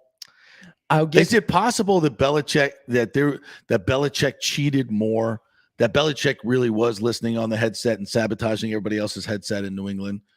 Is it possible that the reason that the Patriots won more Super Bowls is because they had Tom Brady and a coach that was willing to push the envelope to cheat as much as possible? Full conspiracy. I mean, he literally sent a camera crew to get footage. When this is true, of Cincinnati. Wasn't it Cincinnati that they spot the last spying where they said this was a team doing a feature on something, and then they took the tape and it was all of his assistant coaches and signals from the other team. And it was like Cincinnati. Yeah. So we have evidence to suggest that through all of these different things that he likes to cheat. And I was once told that, Ronnie told me this story when they played at New England. Charlie Weiss came up to him and said, man, we had all your defensive signals and we still couldn't beat you guys. And he's like, what? I mean, and so we know that he had the want to and the lack of ethics to cheat and film other people's practices before the Super Bowl and do all this stuff. And I once asked the guy that works all the headphones in the NFL, if you wanted to listen into the other team at your home place, could you do that? He's like, absolutely, you could. If you wanted to, if you really wanted to, yeah, you could do it. So it's just a matter of being, a good ethical coach, and he clearly has shown that he's not. Yeah, I give him credit because I thought the coaching job he did this year in New England was really good and one of his best, taking that roster that was kind of had a lot of older pieces on defense, I want to say, and a rookie quarterback that we all view as a little limited, and you pick the playoffs. But then the way they ended the season was just so bad, and it was so apparent that they're slower than the rest of the league. They're not a talent. And they needed to upgrade and get faster. And that's why this pick is being criticized. To me, the old Patriots taking a guard at 29, okay. You have to get with the times, Bill. You got to get speed. Speed. And I'm looking at your roster, and I don't see any speed. You could try to make it work all you want, but you're going to end up turning into a 7-win team this year in the AFC. So that's the Patriots right now. So, yeah, I don't think Bill's a great GM at all. And I think you can make an argument the game is slowly starting to go over his head a little bit if he doesn't change something. I would agree. So given that the Bucs are going to be in a rebuild, and they're going to need some cheaper players, they need a lot of second to fourth to the second to fourth round. I think they're going to trade out of it. I think it might be with Seattle. Get those other 2 picks in the second round. So you have 41, 42, 60. Then you have what is the top of the second round? 67 or 69. Well, they don't. 69. It's not. They didn't get the top. Jacksonville had multiple third-round picks. Okay. Oh, I thought they got their top pick. No, they did not get the top one. They got. I think it's down at like 91. I want to say. So it's a little bit lower. Okay. It's a little bit lower, but it's still a third-round pick. Yeah. That's where they can get a lot of these good players. Still a lot of good receivers on the board. Christian Watson from Plant in North Dakota State is someone that we know they love. I don't know if they take him in the second round because they have better needs, but all else fails, man. Just take George Pickens from Georgia. Just take the Georgia players and just move on. Just take half their team and you'll be fine. As I said at the top of the show, if I have anything to criticize the Bucs about, I might have given away that 4th round pick, or maybe even a 5th round pick. It might have taken maybe even just a 6th round pick that you got, but I would have moved up to get Jermaine Johnson, the 1 slot. I would have jumped up and gave a little bit more than the Jets did to get Jermaine Johnson because I think he's going to be a stud. Yeah. And I would say, too, about the draft. Remember when they said yesterday, the most unpredictable draft in years? Remember? Yeah. I don't know if anybody else, but besides the trades that went on, I guess, like with the wide receiver trades, the actual players that were selected. No shocks, except for Trayvon. Besides at the top of the Jags. Well, that was expected, actually. Yeah, I mean, many experts had him moving up the board. I think that's going to end up being a terrible pick. Outside of the Cole Strange pick, there's always one guy that moves into the first round that nobody talks about. He was the guy. Every other guy that got in, I was like, okay, not a reach. If you looked at every person's mock yesterday before the draft, almost every player went in the first round, really, except for Nakobe Dean. Yeah, that was it, or Malik Willis or whatever. So I'm like, pump the brakes on the most surprising draft ever. I was shocked that Willis and Ritter did not go in the first. I was shocked, to be honest with you, because they always overdraft the quarterbacks. They always do. Yeah, well, I'm proud of teams today for being smart. Remember, I said yesterday, I hope the Falcons. The best thing that could happen to the Bucs is if the Falcons and Panthers take quarterbacks in the first round. Yeah. And they didn't. Yeah. But the biggest takeaway, unfortunately, the 3 teams that had the best draft, and this is just crazy, the Lions, the Giants, and the Jets. Those 3 teams somehow came away with the best haul, in my opinion, and I cannot believe I just said that. But they'll find a way to F it up. They'll find a way to F it up. Find a way to F it up, no doubt about that. All right, we'll take a little break. When we come back, we'll talk with Kevin Weiss from Locked On Rays. We'll dive a little deeper into what's going on with this offense, which means not much. Stay with us.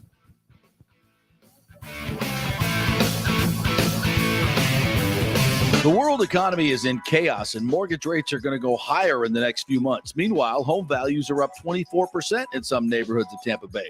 Do not miss this opportunity to refinance your home, get some much-needed cash to handle skyrocketing inflation, and fill up your car. Contact Scott Fitzgerald at American Mortgage Services. Even if you've recently refinanced, Scott can make the deal work because he charges no lender fees like the big boys do. He will also shop your loan around to dozens of lenders and get the best rates and terms. Let them compete for your business. The big banks charge huge lending fees. Customer service is simply a phone number with endless wait times. Scott is local and will personally take your call. Here's his cell phone number. Tell him JP said you could call. 813-294-7595. Scott's done over 3,000 loans, including many coaches and athletes. He will answer your calls and concerns and give you workable strategies to be smart with your money. Reduce your payments. It's not just what you make, it's what you keep.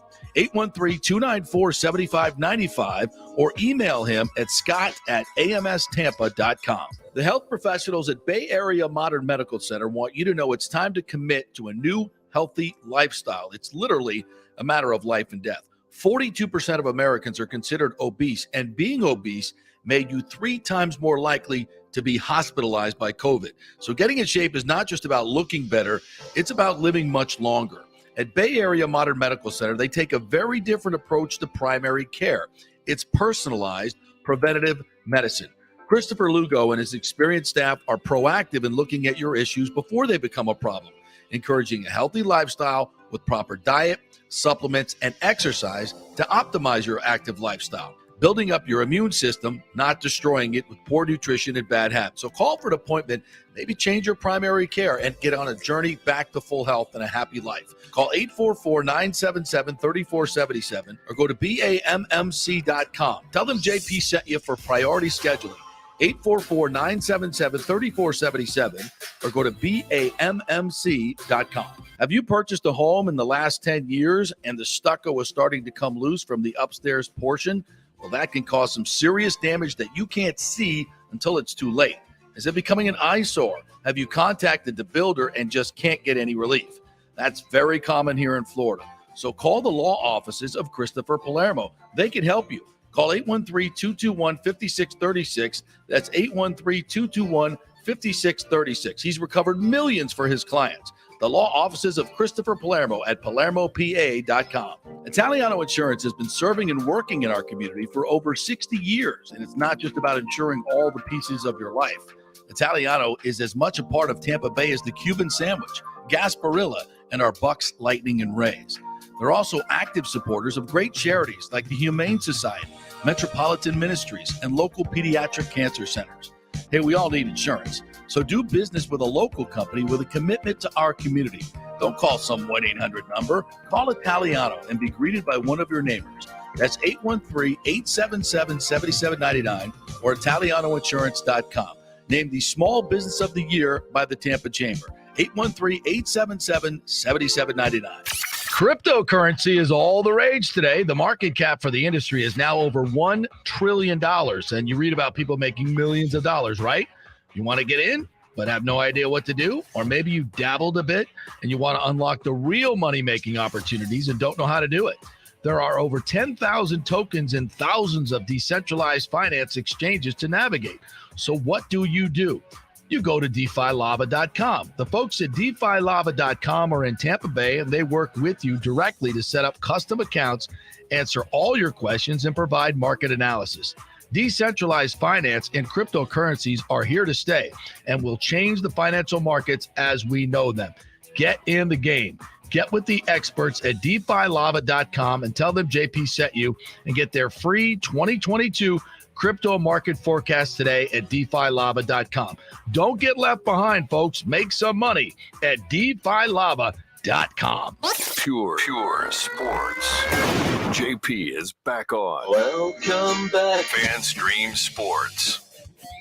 All right, welcome back to the JP Peterson Show, brought to you by Bay Area Modern Medical Center in our second hour.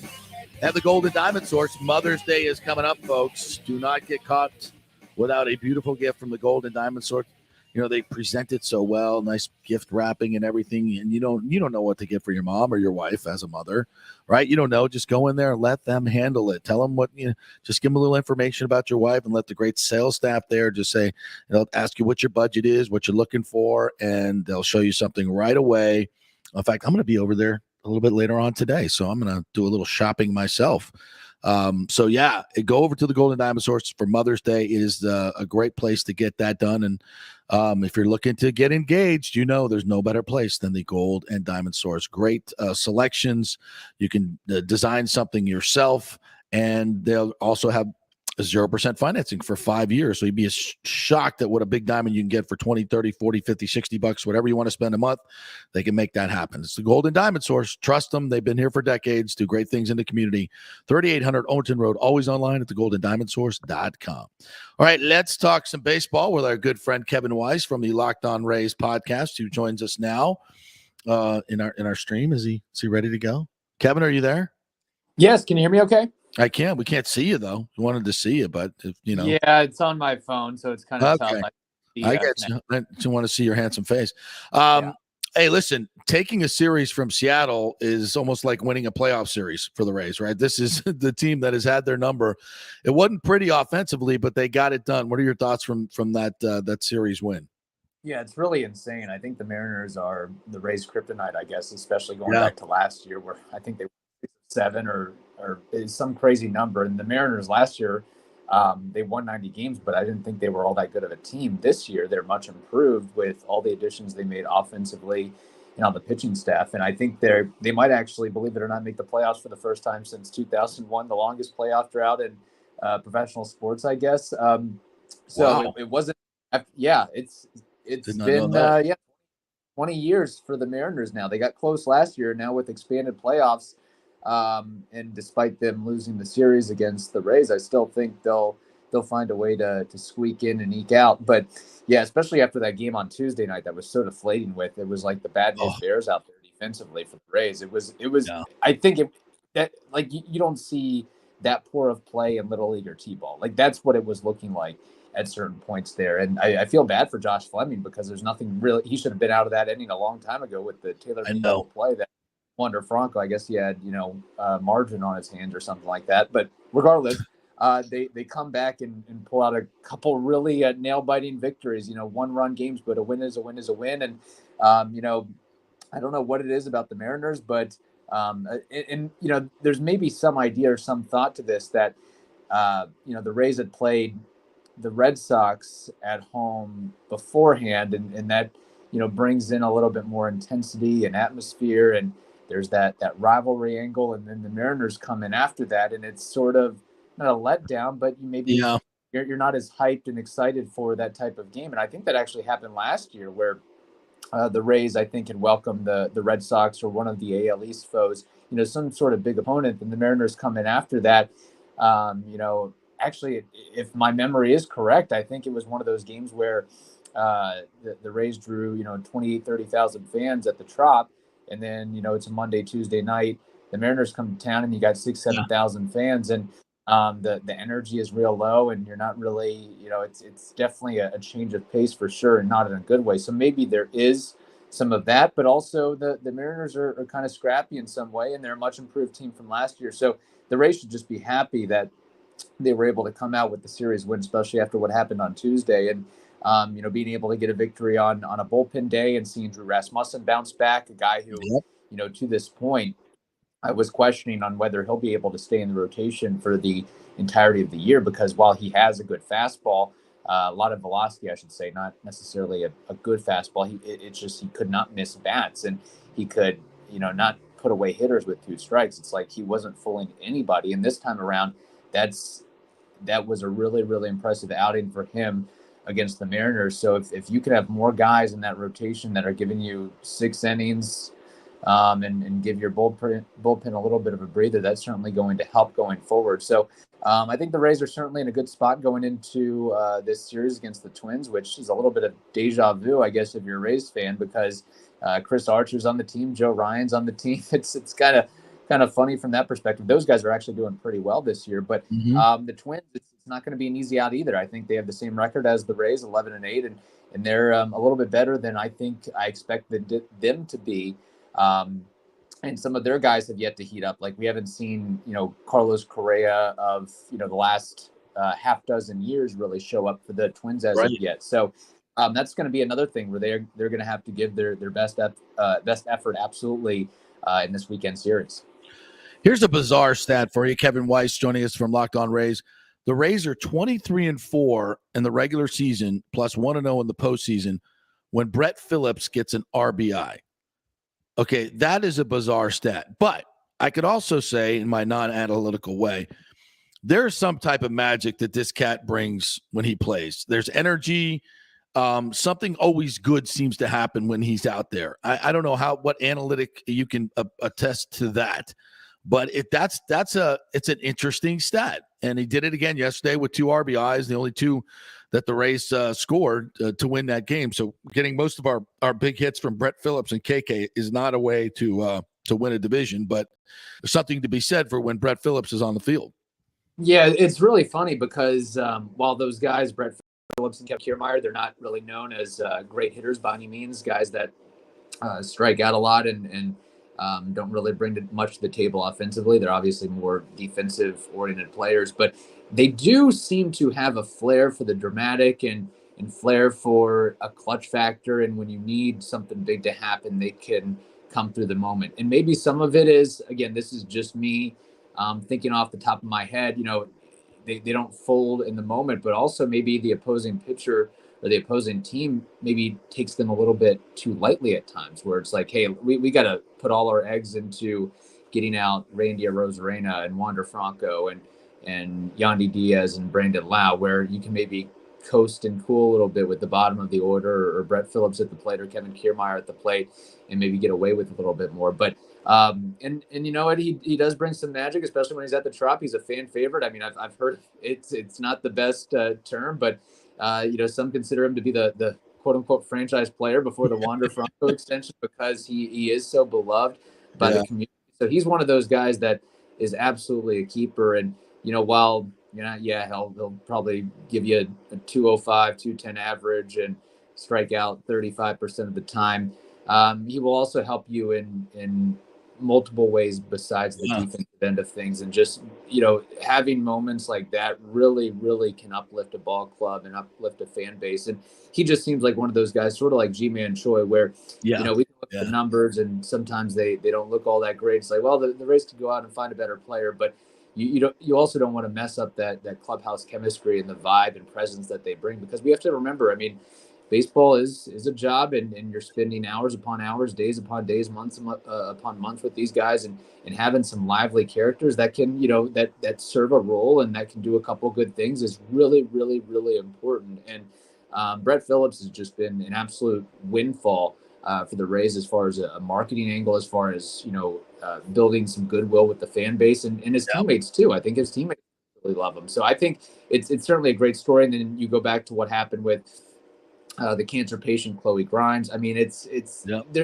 Brett Phillips is one of those, he is a refreshing character in the sports world, because you don't see many guys that have his personality and don't have an ego, and he's just down to earth. He's willing to sign autographs before and after the game. And it's like he's a pro baseball player. He makes hundreds of thousands, if not millions of dollars, but he's still, he's a normal dude. And I think he approaches life that way, which is really to be appreciated.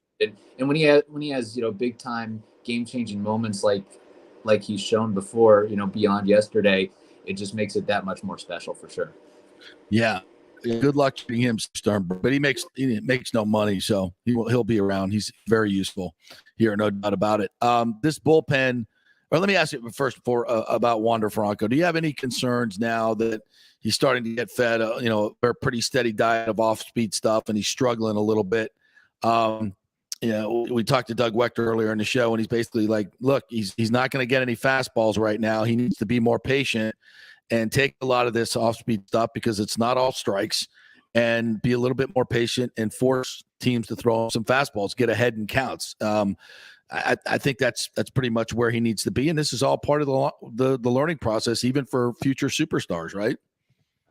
I agree, and you know what? I think that he's really starting to shorten his career, that he's drawing respect and drawing hey, we circle this name in the lineup from the opposing teams, because he is so unbelievably talented, has such great bat to ball skills. And I think if there's one thing that he has to work on is accept the walk, take the walk, be patient, because that is something where he doesn't strike out. He very rarely swings and misses, but he hasn't very often drawn the walk. So he's going to have to. And you know what? At this point, if I'm the opposition, if I'm the pitcher on the mound against this Rays lineup where Brandon Lau's struggling, Randy Rosarena's struggling, Josh Lowe's struggling, where's the protection day in and day out for Wander Franco? Wander's really the guy. So you can pitch around him and get away with it. Yeah, he might try to steal second, or he'll go first or third on a base hit. But that's a guy you don't. If you're a pitcher, you might as well not let him beat you. Force someone else to step up, because he is. I mean, he's already shown that he's one of the best hitters in all of baseball, and I think. I mean, the sky is literally the limit for this guy. Yeah. I think, before the end of the season, he'll probably be thrown in, if he hasn't already been thrown in the conversation of Tatis, Vlad Guerrero, Juan Soto, all the great young players, because it's just amazing what he's shown this far. And what really impresses me is, he's got to be okay and handle the off speed, which I think he'll eventually adjust to. But being able to show a little bit more power this time around at 21 years old, and from the left side of the plate, where that's not really where he shows the power from, as more of a right-handed thrower, and the fact that your top hand isn't as strong when you're a switch hitter like that. So that's what really gives me a lot of confidence. And if you're the Rays, you got to have somebody else help him out. And that's where I think, JP, I know we talked about this last week, where, I think the Rays sort of missed an opportunity here by not, I know they weren't probably going to get Freddie Freeman, but getting a big middle of the order bopper, at least, even keeping Austin Meadows around. I mean, somebody that can consistently give you something. We knew that Mike Zunino was going to take a step back, and he's not really a true cleanup hitter as it is. But you gotta find some way somehow to give Franco somebody, Nelson Cruz, somebody that strikes fear, because right now he's really the only guy that you absolutely have to be concerned about if you're an opposing team. Now, that's just too much pressure to put on him. You got to get him some protection, or he's not going to see any good pitches, and he's going to struggle, because no young player wants to sit there and take walks. It's so hard to do. It takes a seasoned veteran to be able to do that, someone who's established. And he probably, even though he's only making $1 million this year, probably feels some level of pressure from the contract and wants to produce. It's a very, very tough thing to do, just to accept your walks in this situation. So, it would behoove them to get somebody behind him, so it wouldn't. Teams can't just continually pitch around him and he won't see anything. That can really stunt the kid's growth. So, another reason the Rays did not do well this offseason, but we'll see how it works out. All right, my friend, tell everybody how they can get your great content, the Locked On Rays podcast. Absolutely. I think you're breaking up a little bit, or I'm breaking up on your end, but any podcasting platform, you can find us. Just Google Locked On Rays, and we're available Monday through Friday. Sounds good, Kevin. Thank you for your time, partner. Appreciate it. Appreciate it. Have a good one. Bye, guys. And Rays taking on the Twins tonight. Kluber against brain farting here. Waechter even told us earlier today. Dylan Bundy. Dylan Bundy been pitching extremely well. Yeah. All right. By the first, what's it called? Bullpen, by the way, real quick. There was like a graphic I just came across with the bullpen for the Rays. And we haven't talked about the bullpen, and I don't think we touched on it yet today with either Doug or Kevin, but we haven't talked about how great it's been. First of all, I just saw the graphic. Yeah. I guess I just haven't really paid attention. JP Feyereisen has gone 9 innings and has one of the highest strikeout rates of any reliever in baseball right now. Has given up a single walk or a single run. Mm-hmm. They got 3 guys with a 0 ERA, and Jeffrey Springs 0.93. Yeah. Only Josh Fleming, I think, has one right now up beyond like 3. Yeah, he's got 12 strikeouts in 9 innings. Jalen Beeks has got 13 strikeouts in 9 innings.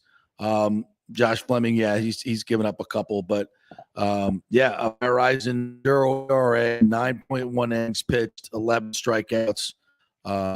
Kittredge 1.93 ERA, pitched in 7 games, has 3 saves, 3 for 3 on save opportunities, 9 strikeouts, and it's interesting. Look at the innings pitched for all of our relievers.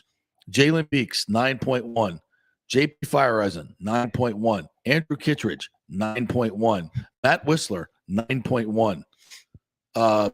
Jeffrey Springs, 9.2.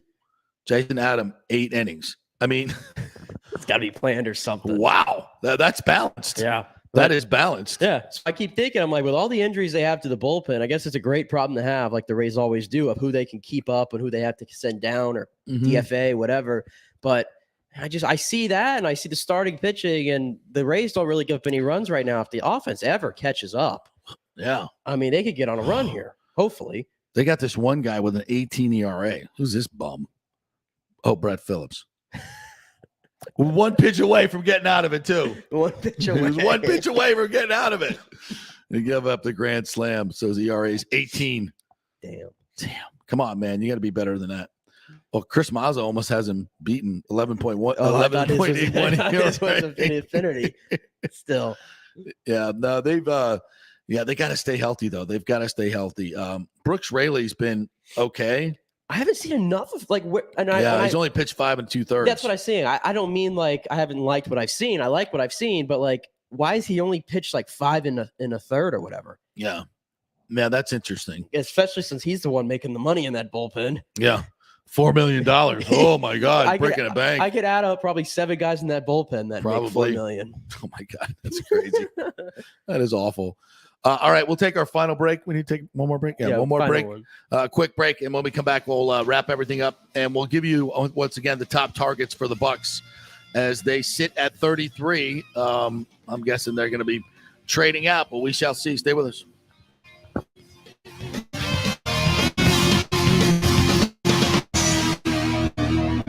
The world economy is in chaos, and mortgage rates are going to go higher in the next few months. Meanwhile, home values are up 24% in some neighborhoods of Tampa Bay. Do not miss this opportunity to refinance your home, get some much-needed cash to handle skyrocketing inflation, and fill up your car. Contact Scott Fitzgerald at American Mortgage Services. Even if you've recently refinanced, Scott can make the deal work because he charges no lender fees like the big boys do. He will also shop your loan around to dozens of lenders and get the best rates and terms. Let them compete for your business. The big banks charge huge lending fees. Customer service is simply a phone number with endless wait times. Scott is local and will personally take your call. Here's his cell phone number. Tell him JP said you could call. 813-294-7595. Scott's done over 3,000 loans, including many coaches and athletes. He will answer your calls and concerns and give you workable strategies to be smart with your money. Reduce your payments. It's not just what you make, it's what you keep. 813-294-7595 or email him at scott@amstampa.com. The health professionals at Bay Area Modern Medical Center want you to know it's time to commit to a new healthy lifestyle. It's literally a matter of life and death. 42% of Americans are considered obese, and being obese made you 3 times more likely to be hospitalized by COVID. So getting in shape is not just about looking better, it's about living much longer. At Bay Area Modern Medical Center, they take a very different approach to primary care. It's personalized, preventative medicine. Christopher Lugo and his experienced staff are proactive in looking at your issues before they become a problem, encouraging a healthy lifestyle with proper diet, supplements, and exercise to optimize your active lifestyle. Building up your immune system, not destroying it with poor nutrition and bad habits. So call for an appointment, maybe change your primary care and get on a journey back to full health and a happy life. Call 844-977-3477 or go to BAMMC.com. Tell them JP sent you for priority scheduling. 844-977-3477 or go to BAMMC.com. Have you purchased a home in the last 10 years and the stucco is starting to come loose from the upstairs portion? Well, that can cause some serious damage that you can't see until it's too late. Is it becoming an eyesore? Have you contacted the builder and just can't get any relief? That's very common here in Florida. So call the law offices of Christopher Palermo. They can help you. Call 813-221-5636. That's 813-221-5636. He's recovered millions for his clients. The law offices of Christopher Palermo at PalermoPA.com. Pure sports. JP is back on. Welcome back. FanStream Sports. All right, welcome back. JP Peterson Show, brought to you by American Mortgage Services, our good friend Scotty Fitzgerald, who told you months ago rates were going higher. I hope you got your refi done. I hope you got your mortgage done because man, these rates ain't coming down. They've gone from the 3s to the 5s now, and they're probably going to 9. So yeah, jump in while you can. This market is, I think Tampa Bay is up 34%. This market year over year. That's just insane. Yeah. If you own a house, it's great. But you can't split because where are you going to move? No. If you're like me buying a house right Yes. now, good gosh. Yeah, no, I'm brutal. starting to look at as well, and it's brutal. But Scotty can help you out, and if you're thinking like you are and myself, this market is not going to cool down. People are not going to stop moving to Tampa Bay. So I think it's go out and try to find the deal. Find what you can find, and Scott will help you get that approval letter and get you the lowest rate possible. These other banks are just charge exponentially high fees. That's how they build these big buildings, by the way. But Scott is a broker, and he'll shop your loan around to a bunch of different loan originators, and you will get the best deal. And he'll charge you the lowest fees, and we'll get you with Greenleaf Title, which also charges the lowest fees, and you're going to get a great deal. So I know you're probably saying that I can't buy anything. I can't find anything. You can still happen, but you got to get on it now. I wouldn't wait till the market cools. I don't see that happening. So email him, scott@amstampa.com, scott@amstampa.com. All right. Any other stories we missed? Oh, wait, Amanda Serrano and B. Taylor are fighting in Madison Square Garden Saturday night. This is the premier female boxing fight that we've seen in forever. It's a seven-figure purse, and I guess Eddie Hearn and Josh Paul are actually betting $1 million on this. Did you just say Josh Paul? Jake Paul. Jake Paul. Oh my goodness. Who's Josh Paul? Who's that guy? There's no Josh Paul. Jake Paul. They're betting $1 million. And he said he's going to give it if Amanda wins, he's going to give her the $1 million. That's pretty cool. A great dude. Hey, good dude. Good dude. Giving away Rolexes and $1 million. What a good dude. Yeah. So that's I'm actually going to try to find that fight. I want to watch that fight. I want to see that. I'm intrigued by that. The NBA playoffs continue tonight. Who's playing tonight? I want to check that schedule as well. But we'll all be watching the draft. Yeah. Because I think the Bucs are really going to make a splash tonight. I really do. I think they're going to get 3 players tonight in the second round. I think they trade down. What was the we had a listener that chimed in and had a good one. Donald Podzikowski says the Bucs trade 33, 60 and Scotty Miller for the Bears 39, 48 and 148. We get Hall and McBride and a late pick. I don't know if Hall's going to be there at 39. So I think I'd rather deal with Seattle. I think Seattle's got to get a quarterback. Come on up and get Malik Willis or Desmond Ridder. Yeah, I think Seattle right now, if you're Jason Licht, you have to be waiting for that phone call or you're making that phone call. No, I make the call. Whichever one. I'll give him I'll throw in what did we pick up? That 5th round pick? Yeah. I'll throw in that 5th round pick. I'll give you 33 and a 5th round pick for 41 and 42. And then they'll get basically 3 players in the second round, and then they have 2 third-round picks as well. Yeah. So that's not a bad gig. And the guys that we think they're looking at, Logan Hall. Unfortunately, Lewis Cine came off the board the last pick. Trey McBride, the Colorado State tight end. Christian Watson, wide receiver from North Dakota State, also by way of Plant. They love him, his size and speed. Who else is out there? Roger McCreary, the Auburn corner. They love Auburn corners. Yes, they do. They do love that. And Booth is out there from Clemson, right? Arnold Abikidi from Penn State. The Times says that he's I'm probably butchering that name. Yeah. Abikiti, I think it would be. That's how you'd say that. Either way, they've got a lot of choices here that they can make in the second and third round. Yeah, I like it. I like this. I like where they're sitting here at 33 and being able to trade down. Although I also would have liked to have Jermaine Johnson in the fold and given up that late pick. I think that might be one we say, We would have thrown a party today. I think. Came away with Jermaine Johnson. Oh, my God. Yeah.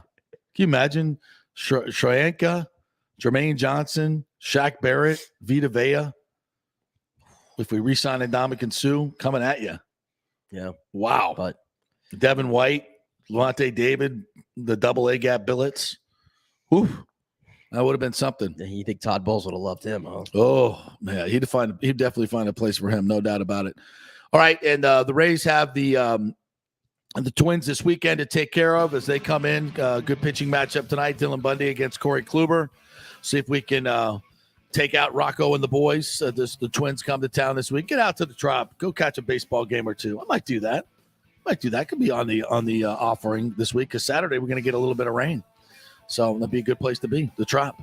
And the Bolts tonight at the Islanders, they win. They secure that first-round series with Toronto, so I think that's exactly what they're going to do. If they lose and Boston wins, then they will play Carolina. We don't want to see that.